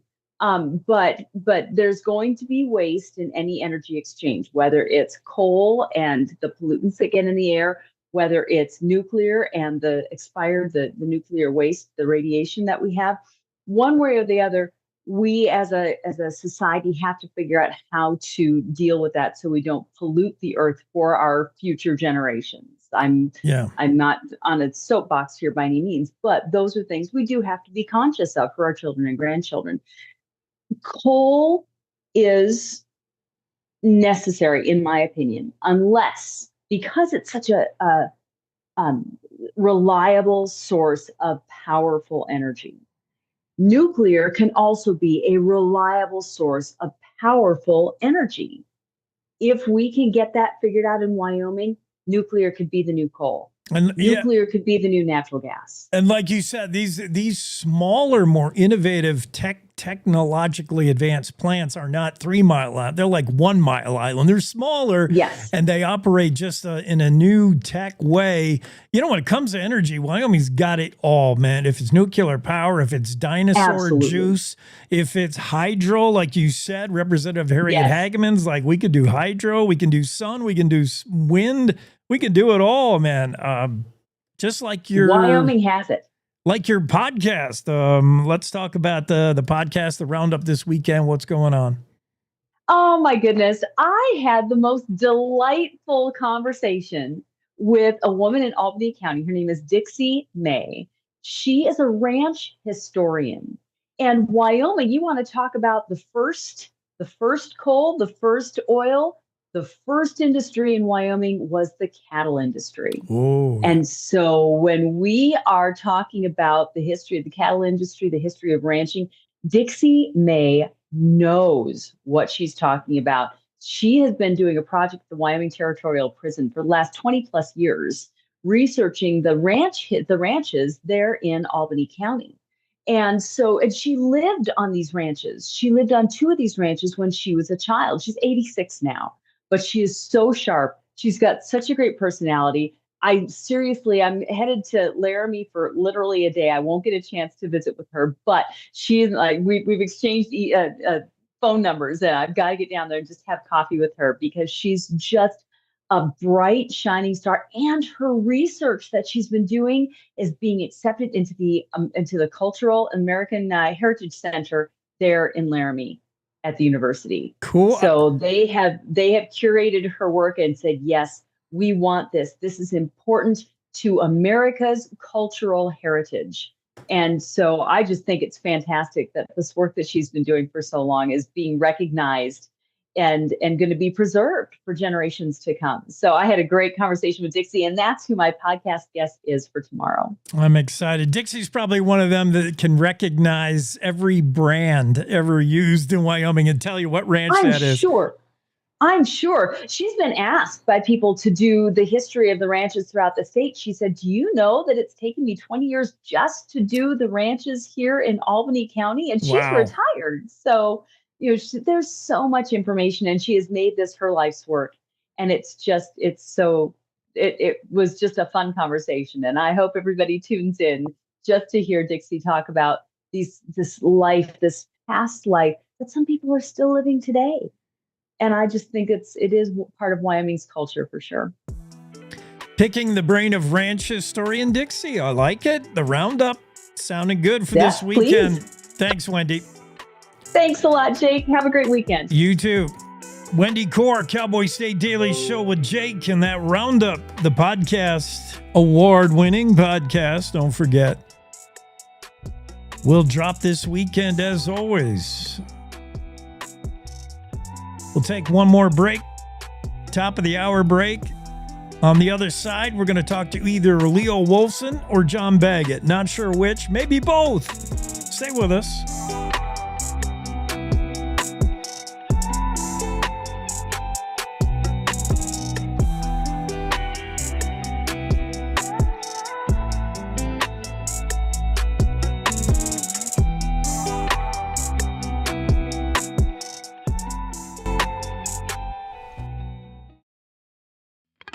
It's time to take a look at what's happening around Wyoming. From the Cowboy State Daily Newsroom, I'm Wendy Core.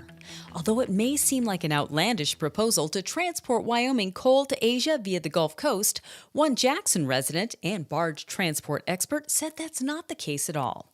Jim Manley, a marine surveyor, has spent around 40 years operating various barge services along the Mississippi River. Manley told Cowboy State Daily's Leo Wolfson that if the funding can be acquired, a Gulf Coast transport route could be active in as little as 3 to 4 years. Through the creation of a few different pieces of infrastructure, combination of railroad connections and some unit terminals to unload the coal into boats, barges at these river points, Wyoming could easily develop a transportation line from Wyoming to go down to the Gulf Coast and then send off the coal to the Asian markets. During a news conference Wednesday, Governor Mark Gordon said he met with various leaders in Taiwan and Japan recently who expressed interest in buying Wyoming coal. Getting Wyoming coal to Southeast Asia in an expedited manner is the missing link in that puzzle. With Wyoming leading a new nuclear power revival in the U.S. West, the Cowboy State has emerged as the linchpin of a 3-state compact with Utah and Idaho to remake the region's energy landscape. At this week's Built Here Nuclear Energy Summit in Draper, Utah, Utah Governor Spencer Cox said the states need to be bold in developing nuclear power. Cowboy State Daily's David Madison reports that Cox, along with Wyoming Governor Mark Gordon and Idaho Governor Brad Little, signed an agreement to team up and together shape regional energy policy, including more investment in nuclear power. Where Idaho comes into this three-way partnership is that they have the leading lab that studies this technology, small modular reactors. Wyoming's piece is that, hey, we're actually building one in Kemmerer. It's a different type of technology, but in the same space. And then Utah is kind of the political uniter, trying to get everyone together and saying, hey, let's get this going. Let's get a Western nuclear power revolution off the ground. The summit included a group of about 20 representatives from energy and technology companies, along with investment groups. Well, this week, which marked President Donald Trump's first 100 days in office, national polls were released showing the president's overall job approval ratings have dipped since January and February.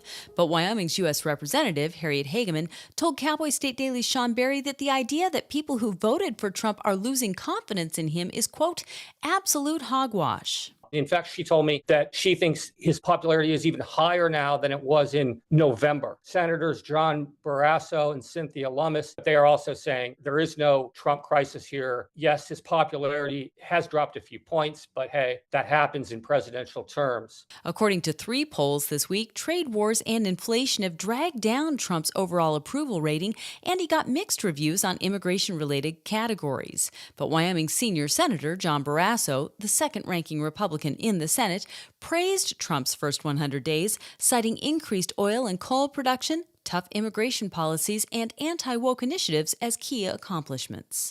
I'll be back with more news right after this. Looking to earn money for college while making a difference in your community? Join AmeriCorps Vista with Serve Wyoming. Vista members tackle affordable housing, food insecurity, and poverty across the state, all while promoting volunteerism. Enjoy a living stipend, health insurance, childcare, and college scholarships. No experience? No problem. Serve Wyoming is placing Vistas with Lions Disability Transportation in Cheyenne, the Nicholas and Art Museum in Casper, and Rooted in Wyoming in Sheridan. Reach out to Serve Wyoming at servewyoming.org. Well, a 40-year-old Upton man is scheduled for a Friday hearing in the U.S. District Court for Wyoming to determine if he should be in jail during his prosecution. He's accused of trying to detonate a homemade propane bomb on a drilling yard. Cowboy State Daily's Claire McFarland reports that the potential penalty quadrupled after David Riggle's case switched from state to federal. So he was facing like 5 years if the state authorities had continued their prosecution in the Weston County court system. But the feds picked that case up here recently. And then Weston County's prosecutor asked the judge to drop the state level case. And so he's facing up to 20 years under the federal schemes. Riggle was originally charged in Weston County in December with possessing or making explosives. That's a state charge punishable by up to 5 years in prison and $5,000 in fines. The U.S. Attorney's Office charged Riggle last week with attempting malicious damage to a property with fire. That's a felony punishable by between 5 and 20 years in prison and up to $250,000 in fines. And that's today's news. Get your free digital subscription to Wyoming's only statewide newspaper by hitting the daily newsletter button on cowboystatedaily.com. I'm Wendy Corr for Cowboy State Daily. We said we'd never give in to a meltdown. Okay. And we'd never babysit with a screen. We said we'd never let the toys take over. Mariella! Never leave the house looking, well, and never let them out of our sight.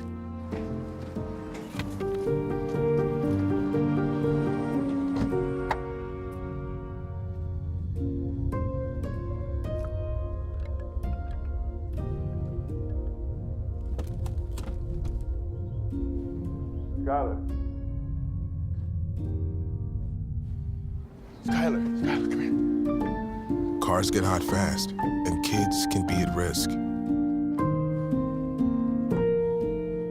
Before you leave the car, always stop, look, lock.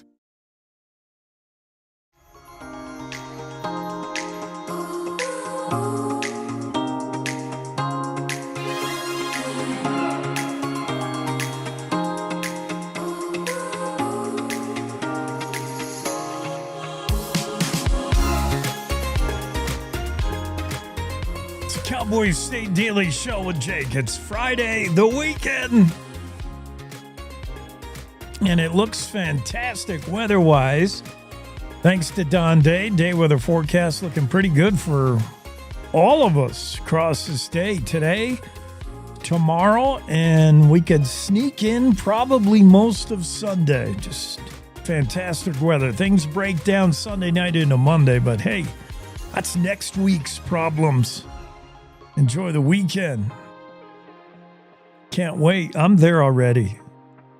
I'm in it. Leo Wilson on the show, I think. If not Leo, we're going to go to our buddy Bags. I'm going to give Leo just a few minutes because he's got some good stories that I do want to get to, including the Freedom Caucus saying Wyoming's budget could use a little of that doging, which is now added to the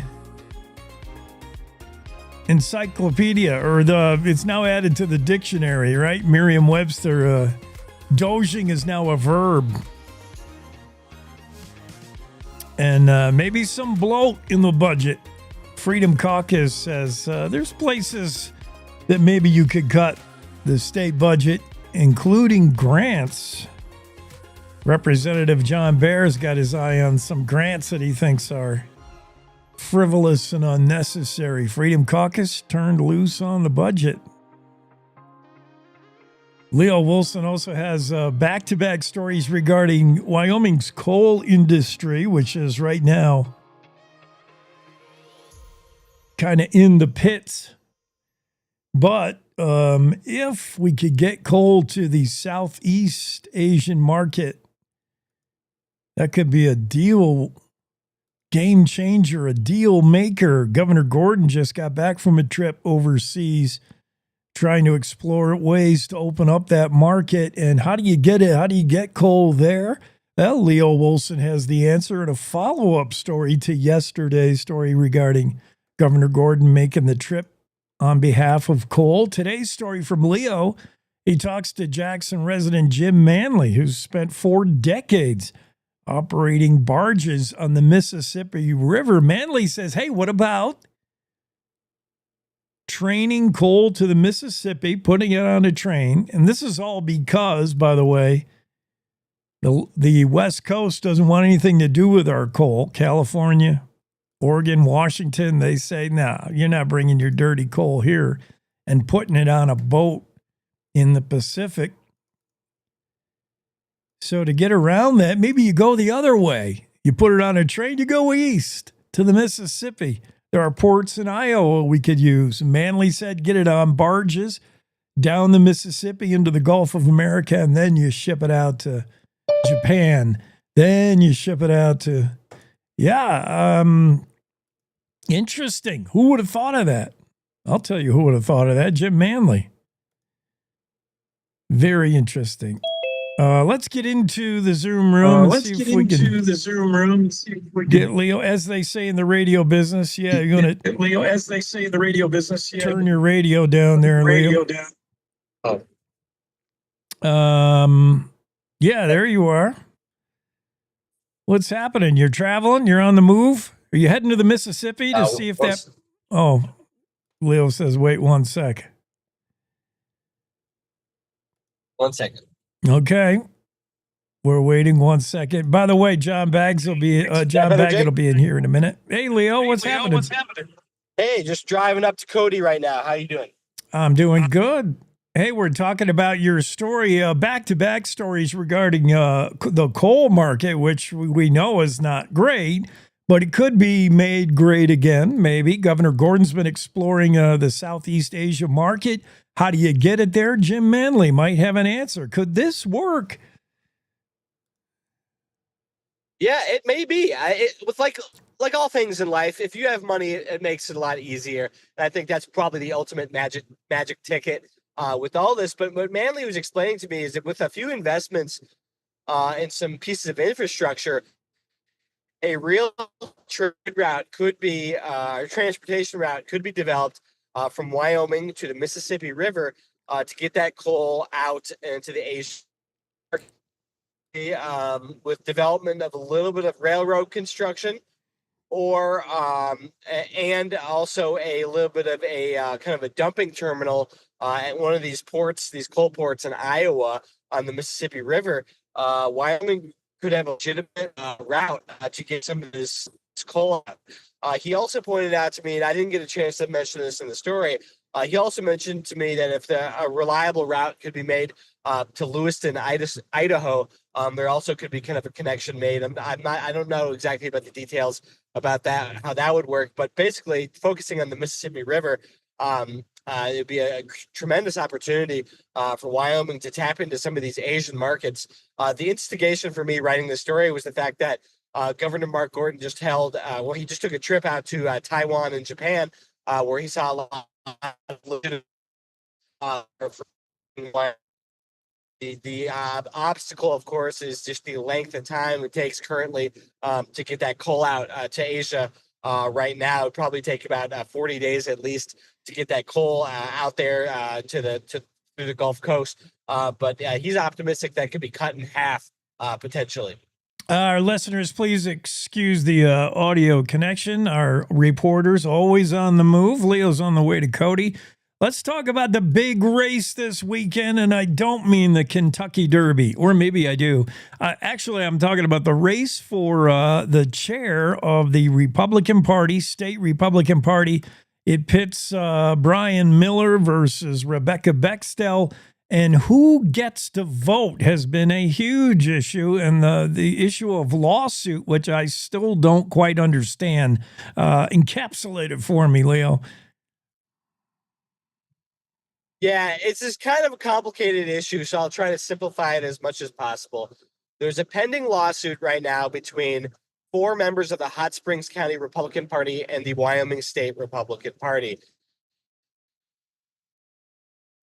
There's 2 ballots that should have been counted in Hot Springs County elections that were in March that were not originally counted. These ballots were cast by members that were not elected precinct committee members. They were kind of county officials, but they're not precinct committee members. And Wyoming Republican Party says those votes should have been counted.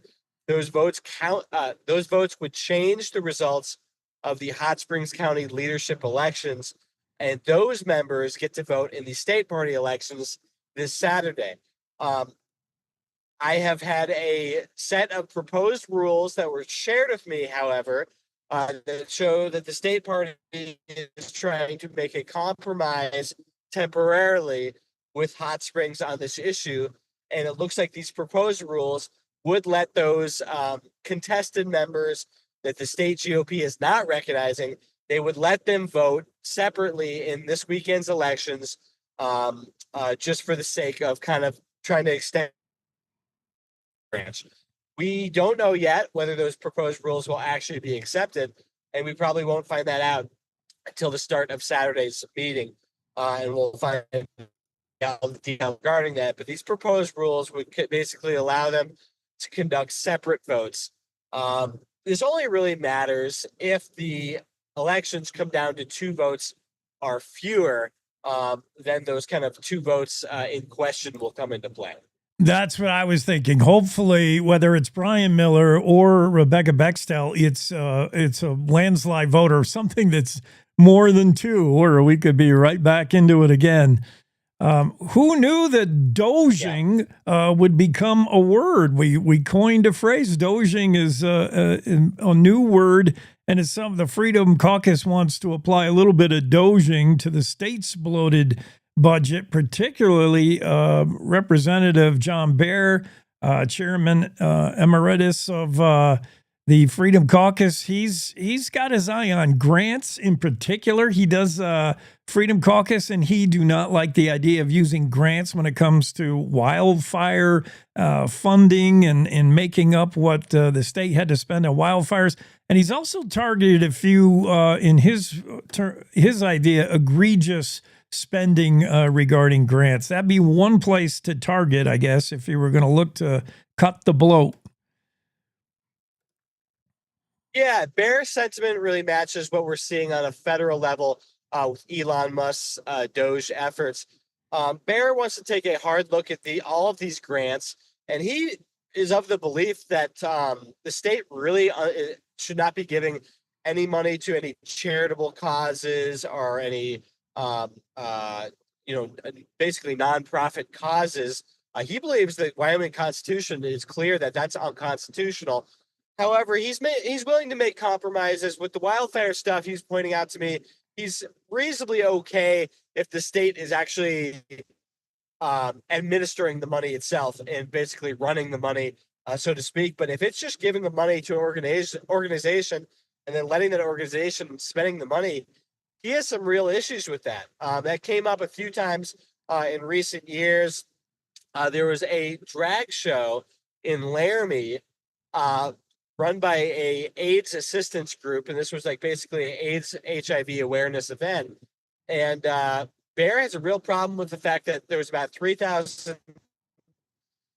state dollars that went in a grant for this event. But he's really upset the fact that there was alcohol at this event and the fact that it was a drag show really bothers him. But there's others who say that these state grants, the way they're being run, is more efficient than not. Barry Crago, Senator Barry Crago,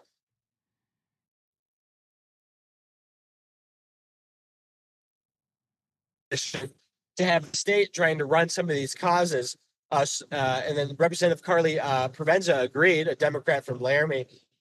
She's saying that out that the state really isn't set up to be doing soup kitchens and other charitable causes like this. And these groups make it a much more effective way of getting these state dollars out. Cowboy State reporter Leo Wilson on the go, on the move, headed to Cody and going through that area where Wi-Fi is sketch. Thanks. Travel safely. It's all right, Leo. We got the bulk of it. Coming up on Tuesday, so I say it. All right, buddy. Travel safe. John, we got to get JB Zilki into the Zoom room.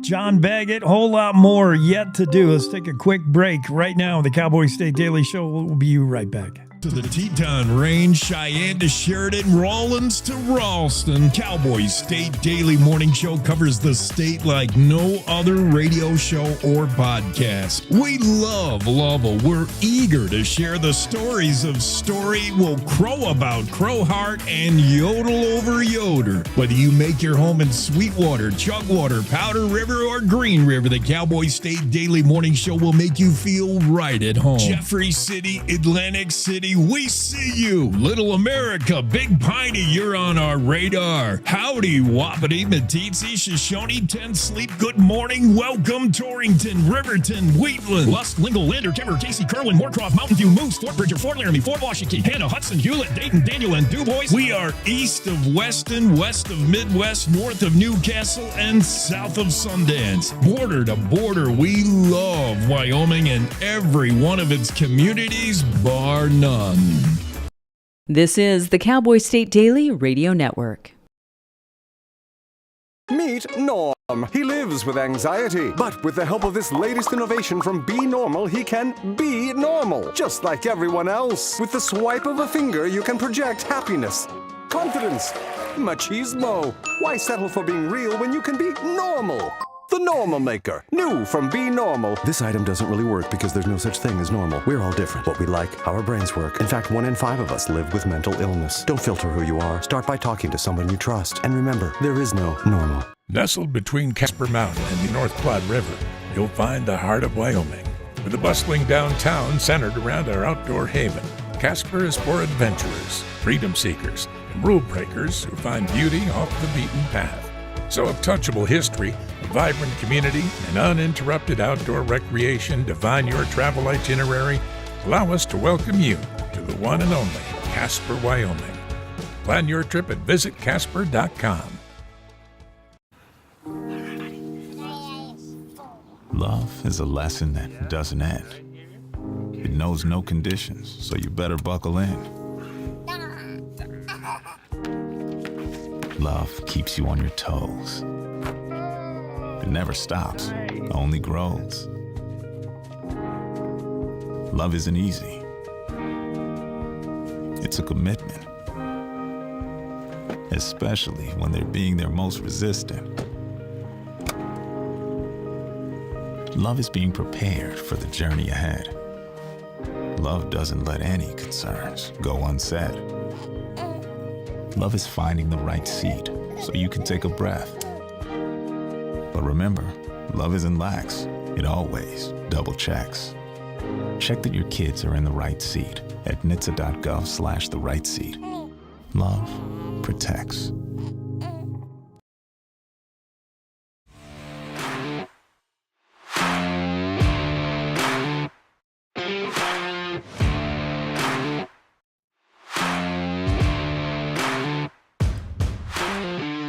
Cowboy State Daily Show with Jake on a Friday edition. JB Zilki into the Zoom room in just a moment. First, let's do this. Western Ag Network and the Rodeo Roadshow. It's the Rodeo Road Show on the Western Ag Network. I'm Will Rasmussen. Today, Scott Walton. He worked for Harry Vold for years and years, the world-famous rodeo livestock contractor. And now he runs a big screen, a scoreboard, a replay screen. Call it what you will, but he's one of the best in the business and a great personality. We'll talk to him about a story he and Donnie Gay made together on the Road Show. Coming up next. The American Lamb Board wants 2025 to be the best year yet for education. Lamb Checkoff-funded programs include workshops and summits aimed at equipping sheep producers with the necessary tools and resources to profitably grow their operations. Like the American Lamb Summit, July 22nd through 25th, University of Idaho in Moscow. Event highlights include defining lamb quality and hitting carcass targets and increasing production efficiency. Learn more and register at lambboard.com. Meet your new ally in the battle against weeds. Cohort is a next-level adjuvant designed to strengthen herbicides requiring an AMS. As the ultimate companion for post-emergence applications, Cohort helps herbicides produce faster, more complete weed control while ensuring consistent and effective performance. Trade in your dry AMS bag this season for multiple technologies in one convenient liquid. Contact your local Helena representative or authorized dealer for more information about Cohort. Always read and follow label instructions and check registration status before use. You've told me a couple stories about Cheyenne, and the first, you were talking to Donnie Gay here a year or two ago about Cheyenne. Tell me that story.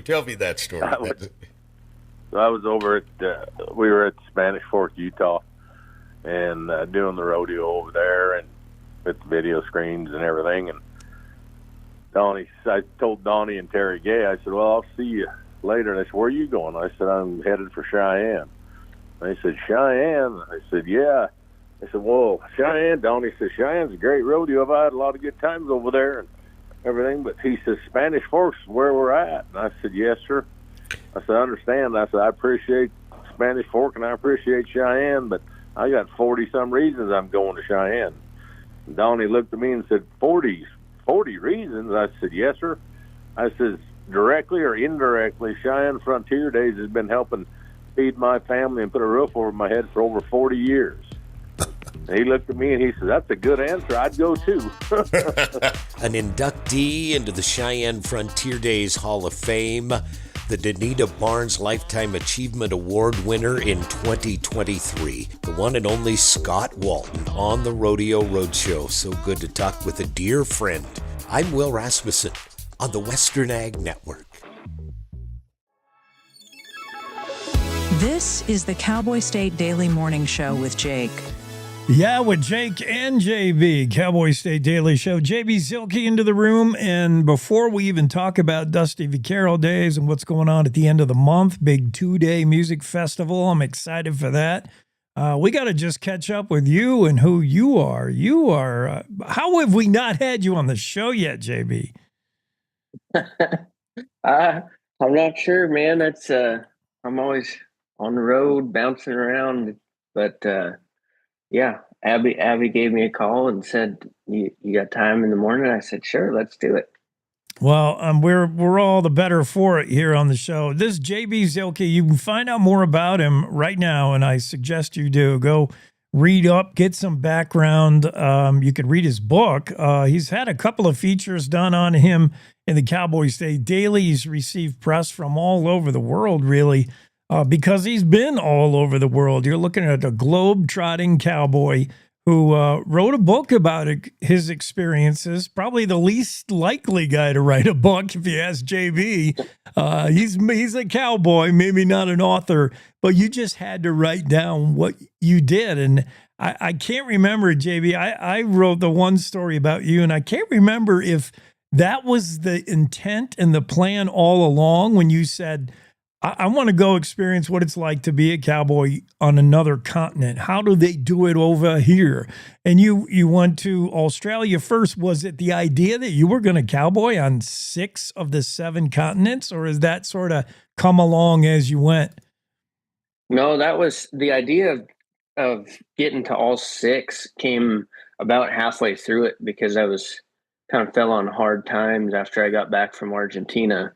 And when I was not in a great place. My little brother, who was 16 or 17 at the time, he said, well, if you're looking for something to chase, he said, you've worked as a cowboy on 3 out of the 6 possible continents at this point, so why not go for the rest? And so it wasn't until about halfway through that it became a goal to go cowboy anywhere that they had livestock. This guy has done it all, man, from eye-opening experience bulldogging in Australia in the outback. This is like the outback where you were. It's like playing off Broadway where you went in Australia, man. It's just incredible reading this book and hearing about this. In Mongolia, this guy rode a reindeer because that's how they do it, I guess. And in Sweden, where heavily governments really get into the ranching business, they don't let you swing a rope at the cows. So it's just crazy book, and the experience, your life experience, is fascinating. So start out by reading a story in the Cowboy State Daily about this guy, JB Zilki, who is, if you were ranching in your hometown, that would be more like what, Saratoga? Is that where you come up? Yeah, Saratoga is home to me. I've recently moved up to Gillette now because of the music festival, but that was kind of my home base for a long time. So horses, and you got to know, and horses, and horses are horses everywhere on every continent, although they're handled differently. But I think one, and you can tell me, your big takeaway from doing what you've done and your experience internationally was people. That's what was fascinating. You said meeting people with hustle and drive was really motivating to you. You still doing that? You still meeting people every day who got the hustle? Oh yeah. And so once I finished writing that book back in 2022, I kind of needed another creative outlet or something to pursue. So I started this Dusty Vicaro project, which it just started out as me putting videos on YouTube of working cowboy musicians, and not everybody on the channel is a working cowboy, but maybe their dad was or their brother is, something like that. So people that are close to it and know what's going on. And but in doing that, I travel all over the West. I've been down to the Mexican border and back up past the Canadian border several times over the past couple of years, and everywhere in between, finding new artists, up and coming artists, and some of them are very established artists. But in that process, I get to stop in and see a lot of cool ranches and meet a lot of people like that are exactly like you say, just real go-getters, and they're out there hustling, trying to make something out of nothing. And it's inspiring to see. That's for sure. What is is it just like your side fascination or your number one fascination, the whole music thing? Are you at all a musician? Because I know in your book, you in the foreword, you get a nice note and heads up from Coulter Wall, who's, he's somebody. Is that just, what is it with music and you, JB? Music has always been something that just, I've always been a huge music fan, I guess you could say. And it wasn't until I was in college, really, that I kind of found this, I don't know what you would refer to it as, kind of like the alternative. I started finding these Red Texas bands and red dirt bands and stuff that you don't really find on the radio. And that kind of became an obsession of mine, is finding these new bands. And but I am not per se a musician. I actually, just over this past winter, it got really cold in Gillette, and I was bored for about a week and a half. And I thought maybe I should pick up a guitar and see if I can figure this out. So I've been messing around with the guitar a little bit, just very recently. So not good at it, but I do write a lot too, and I have my whole life. Not books, obviously. I just wrote the one, but I wrote poetry when I was younger, and I continued to kind of write poems, which has turned into songs as well. So I kind of hand off these songs to guys that I work with and stuff. So I like the writing part of it a lot a lot better. But I'm trying to learn guitar well enough now that I could write a song and say, "This is what I'm thinking." You probably maybe not go perform it on stage, but I can show people kind of what my idea is. right.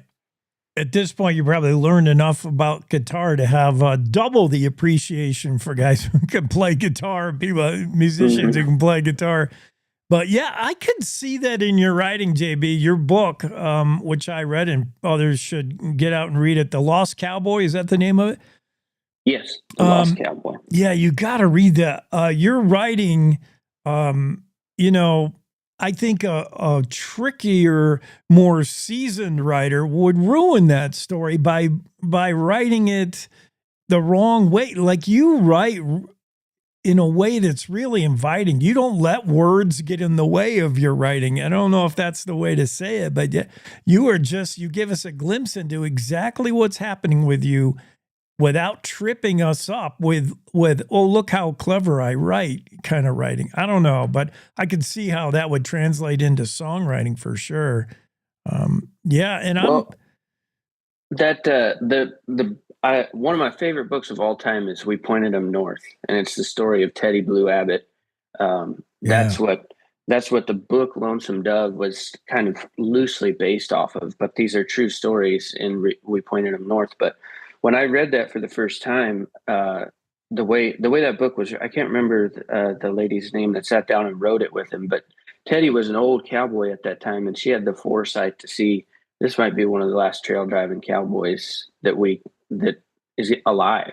So she sat down and wrote these stories. And when you read that book, it kind of feels like you're just sitting there at the bar or the coffee shop with that old man, and he's telling you these stories of what happened. And it's very informal and just almost conversational. And I really love that book. And so when I was writing, I kept that in mind.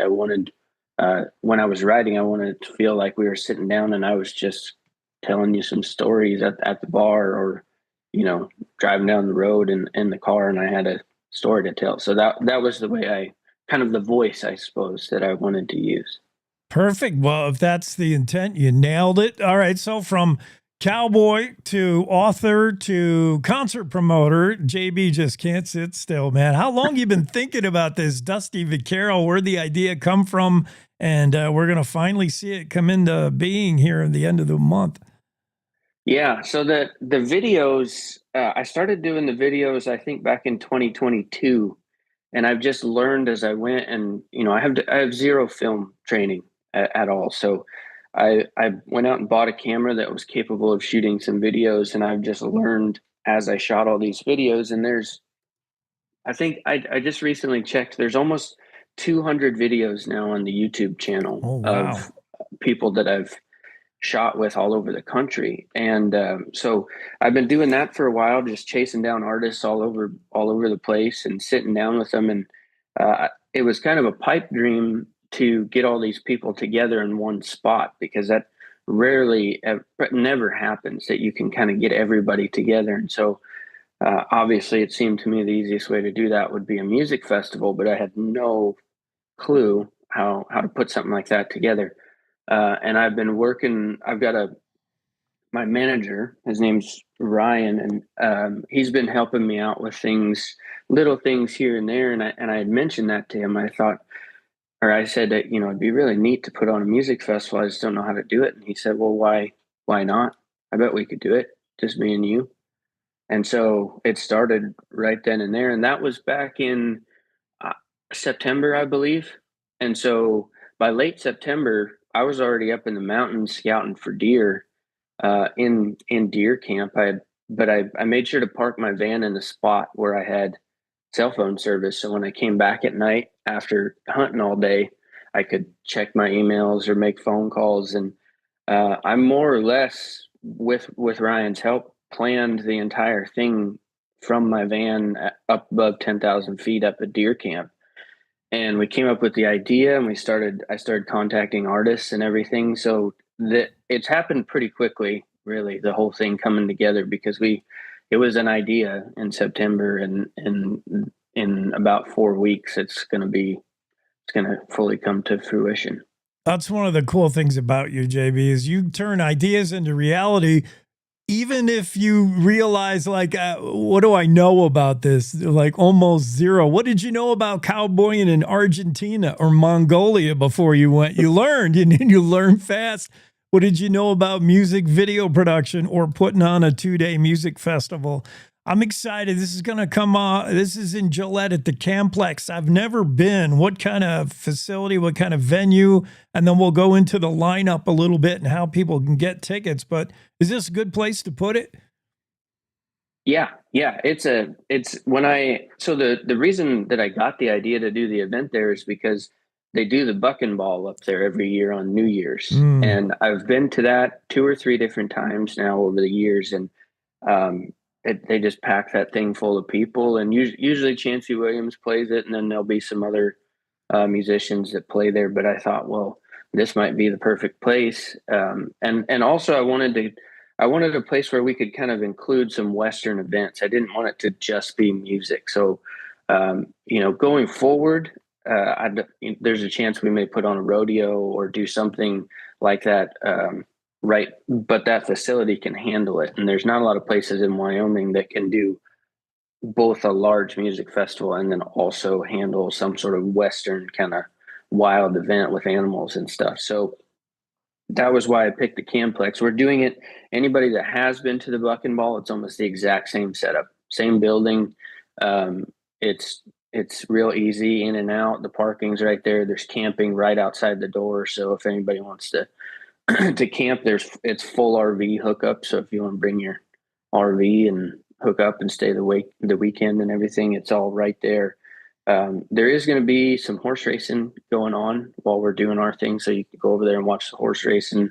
We're going to do a dummy roping. We were originally going to do a goat roping, and we just couldn't make it work this year. But going forward, we'll probably have a goat roping, and then maybe some other kind of cool Western events like that. So there'll be a dummy roping going on inside the building that anybody can enter if they want to. It'll be a lot of fun. We got a chute set up in there and everything. So, but that's where it'll be at the Camplex, which is a really nice facility. Now, is it true the horse racing is going to include whoever the last 3 horses to place in the Kentucky Derby tomorrow are going to be horse racing at the Camplex? I have no idea about that. Maybe not. But I do know who will be there, and that's my favorite cowboy singer, Dave Stamey. He's going to be there. I love Zach McGinn. Who else has got you excited? Yeah, Dave Stamey, Zach McGinn. We've got Lowdown Drifters are coming up from Texas, and they're a great band. And then Summer Dean is also coming up from Texas, and great honky tonk band. She actually, in a week or two, is playing the Grand Ole Opry for her second time. So she's a real deal. And we've got Carson Jeffries coming up. He's going to be the close it down on Friday. And Carson's coming up from Texas to play with his band.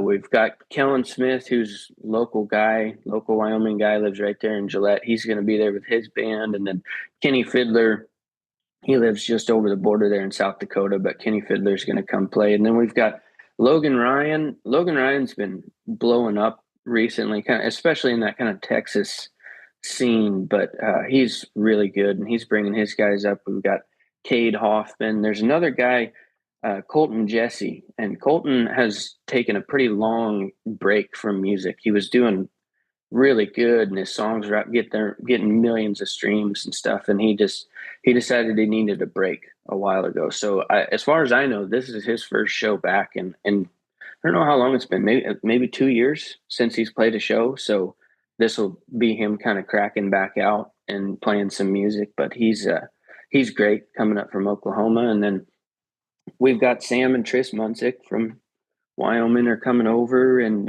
we've got quite a few guys too that haven't played a lot of shows and stuff. Part of what I wanted to do with the YouTube channel is I wanted to find these guys that didn't quite have the time to leave the ranch and go out and play shows and tour and stuff, and so maybe their music is not as well known, and help the young and up and coming guys, and then at the same time kind of showcase some of the more well known guys. So that's what we're doing with the festival as well. There's some people on this festival that have only played a handful of shows in their entire life, and so they're probably lesser known. But I really think people in Wyoming and the surrounding area will really like their music. Well timed for the working musician and ranch hand. Calving season over. You put everything out on the range. You can forget about them for a while and go make some music.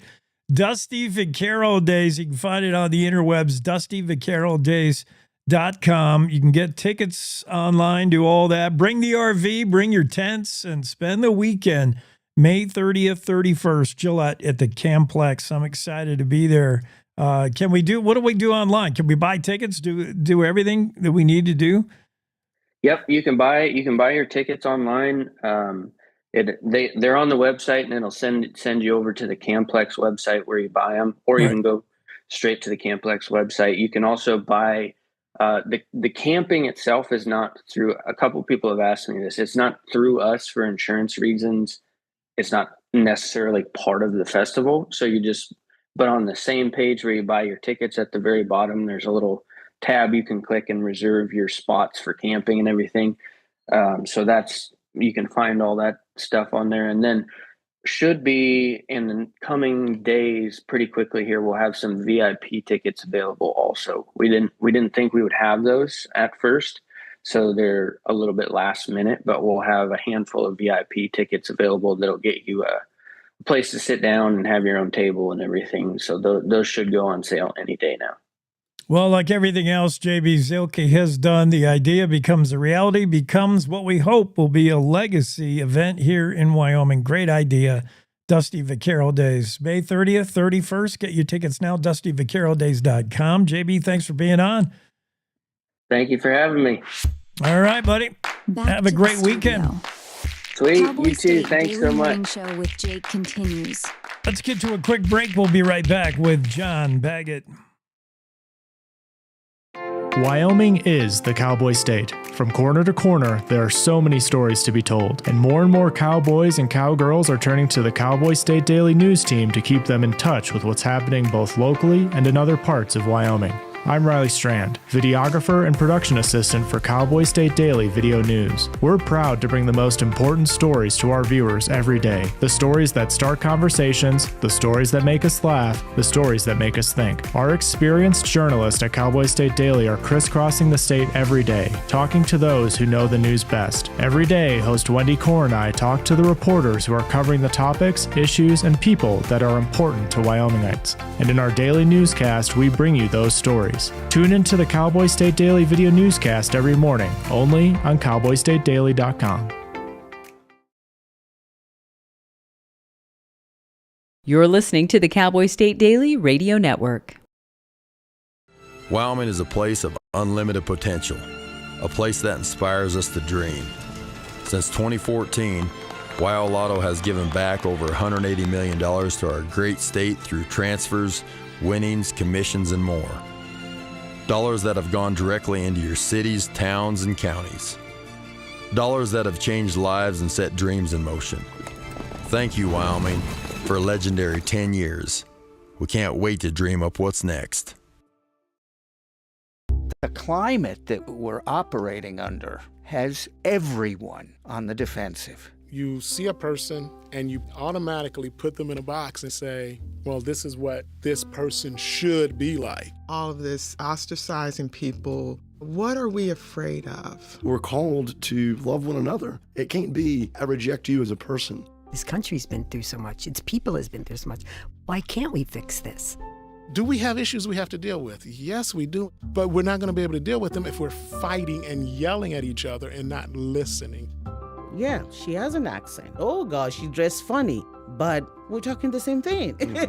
We're all concerned about our children, concerned about the world we live in. A lot of people wouldn't even think we should be here talking to each other, but I'm sorry, I disagree.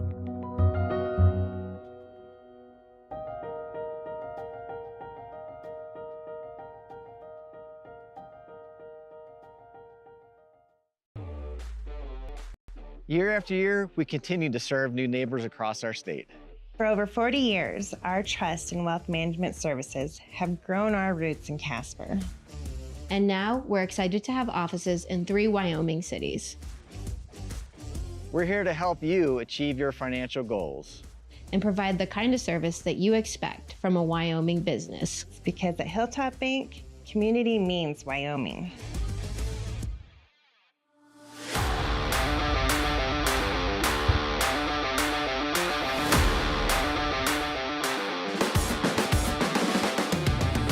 Cowboy State Daily Show with Jake continues. Do not attempt to adjust your YouTube or your X or your Facebook Live or your website or your radio station. Yes, this is John Baggett, but this is not Saturday.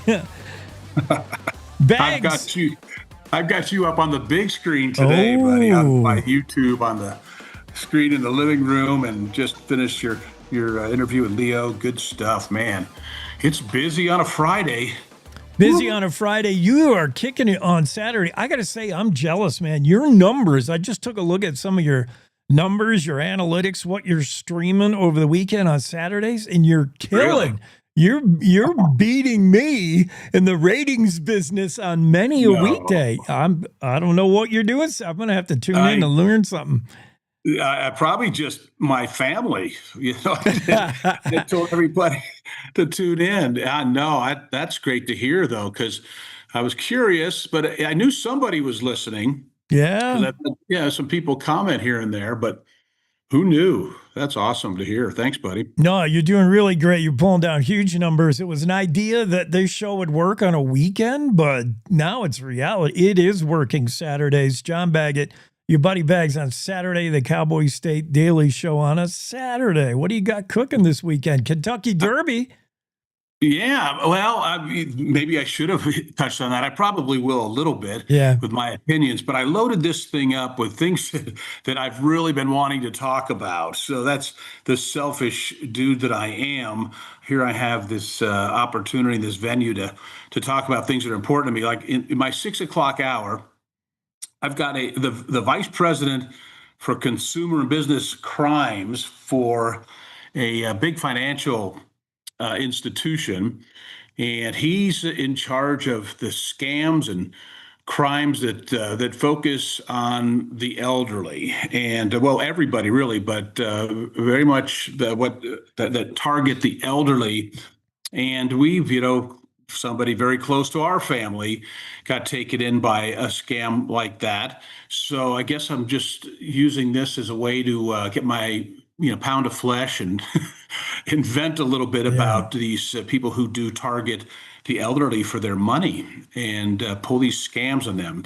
So that's in the 6 o'clock hour. One of that's despicable, that kind of stuff. And I'm glad you have somebody on that can maybe shoot along some advice, because this is just getting more and more and more frequent. It's horrible. And they're very sophisticated. In 2023, $28.3 billion stolen from Americans over 60 years old. And that's just crazy. And then, of course, we're going to talk a little bit about the people that victimize the elderly, sometimes family and friends even that take money from the elderly. So we're going to delve into that a little bit. And I'm just fortunate to have an expert in that field on, and hopefully be able to spread some advice to folks that they'll not get scammed. I hope. That's my hope. Good deal. 7 o'clock, I got to have the director, marketing and development for the Sheridan Community Land Trust, Chris Verba. Chris and I are friends, and we've spoken before, and we're doing it again now. Sheridan Community Land Trust, they're the people that that build and maintain the trails here in Bighorn Mountain country, and they have similar organizations like that around the state that do that. But now that spring is sprung, I wanted to talk to him because we've had a ton of moisture recently. The streams, the creeks, the rivers are up. The tongue is loaded and getting up there over its bank. We had flood watches over the last couple of weeks here in this area.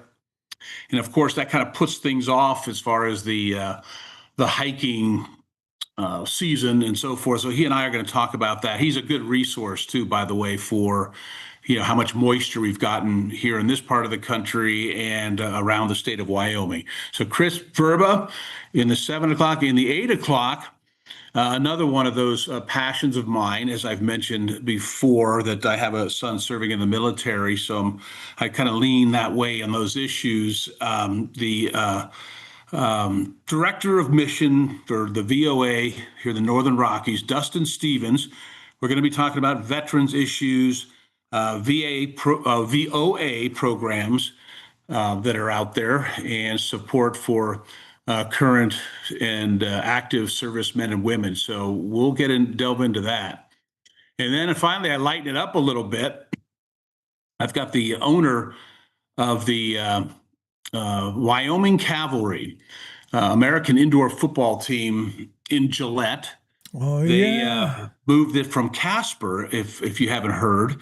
The Cavalry is American indoor arena football is what we call it. I've been to those. I went to quite a few of them when they used to be the Denver Dynamite that played down there, and we loved it. It was, if you like contact sports, like your buddy Bags does.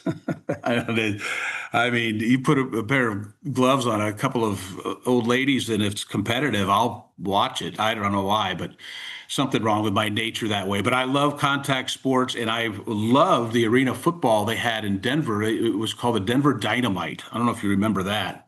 But they were competitive, and there was a lot of contact that included, like hockey, it included the arena. So that's coming back, and they're going to be playing at the Camplex.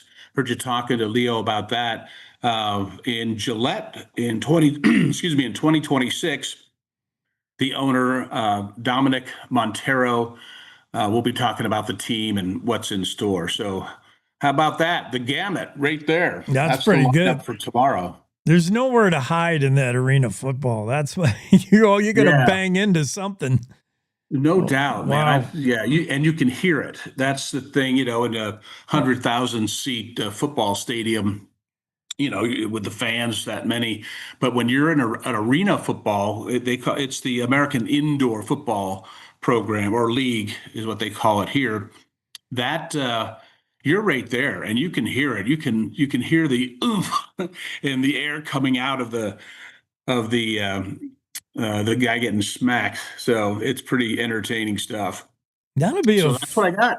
I mean, I'm looking forward to it. I like I said, it's occurring to me as you're reminding me, the Kentucky Derby is this weekend, and I was oblivious to it until now. Now, excuse me, I'll be checking it out. Yeah, sure. there's the favorite that everybody's picking, journalism, and then there's a whole mess of 30-1 long shots. That's like the whole thing. But yeah, I'm going to go with a long shot if you want to get paid.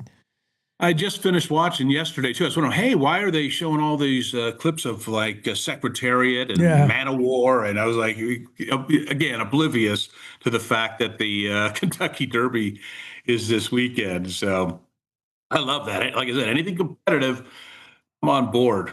Hey, you're a sports guy. We got a chance to talk to you now. I know it's out of the news cycle, but I wanted to get your take on the NFL draft and how far Shedeur Sanders dropped, and why do you think that is? Here we go. I'm not all that controversial very often, but I do think it's the baggage that he comes with. That's my opinion. That I'm a big Neon Deion fan, believe me, and I love what he has done to the enthusiasm around Colorado football. Involved with KOA and the network, we were the CU Buffs network down there, so we were heavily involved. Went to a lot of the games, became a fan of the Buffs through osmosis. And that program was really, really down until Deion Sanders got there. In my opinion, he did a great job of bringing back the fans and the support. Okay. But there was also this flashiness about it. And it seemed like, to me, it was okay. Deion Sanders had earned the right to be who he is with his character. Yeah. Which is flamboyant and out there, we coming. And I loved that stuff from him. But when it was coming from his son, I was a little put off. I didn't think that he had earned the right to be as vocal. A lot of people would disagree with that. Okay. So now you're the NFL, you're a coach, and you're looking at putting a team together, and you're looking to bring a rookie on who's very outspoken and has a support network that includes one of the greatest athletes. Remember, Deion played football, professional football and professional baseball. One of the, 5 that you can count that have actually done that? And that's his father, and he's got that support. So how do you coach that? And how do you manage that is an issue. So in my opinion, probably behind the scenes, there's another reason or many other reasons, but I think it had to do with the baggage that Sanders came with. Yeah, the perceived coachability. I think that was a big part of it for sure. John Baggett, there's nothing this guy's not going to cover on Saturday. Your buddy Bags got the Cowboy State Daily Morning Show on Saturday. I'm excited. I'll be checking it out. Thanks, buddy. Right on, buddy. Thank you. Have a good weekend. All right, you too. John Baggett, he's got that show for you tomorrow beginning at 6 a.m. Guests in every hour. The Cowboy State Daily Morning Show. This Saturday version with your buddy Bags. So that'll wrap it up for us for Friday and for the week. We've done it all. Fun day. Here's what we covered. Special guest Dr. Michael Aziz, how to reverse the effects of aging. JB Zilki's got Dusty Vicaro days cooked up. End of the month, you got to check that out. Freedom Caucus says Wyoming's budget could use some dozing. Wyoming wants to be a part of a 3-state pact to boost nuclear power. Riverton business owner confronts burglars, gets shot at, and goes back to work. So Wyoming. These stories and a whole mess more. We'll be back Monday to do it. Y'all have a great weekend. Good morning. This is the Cowboy State Daily Morning Show with Jake. The new way Wyoming wakes up.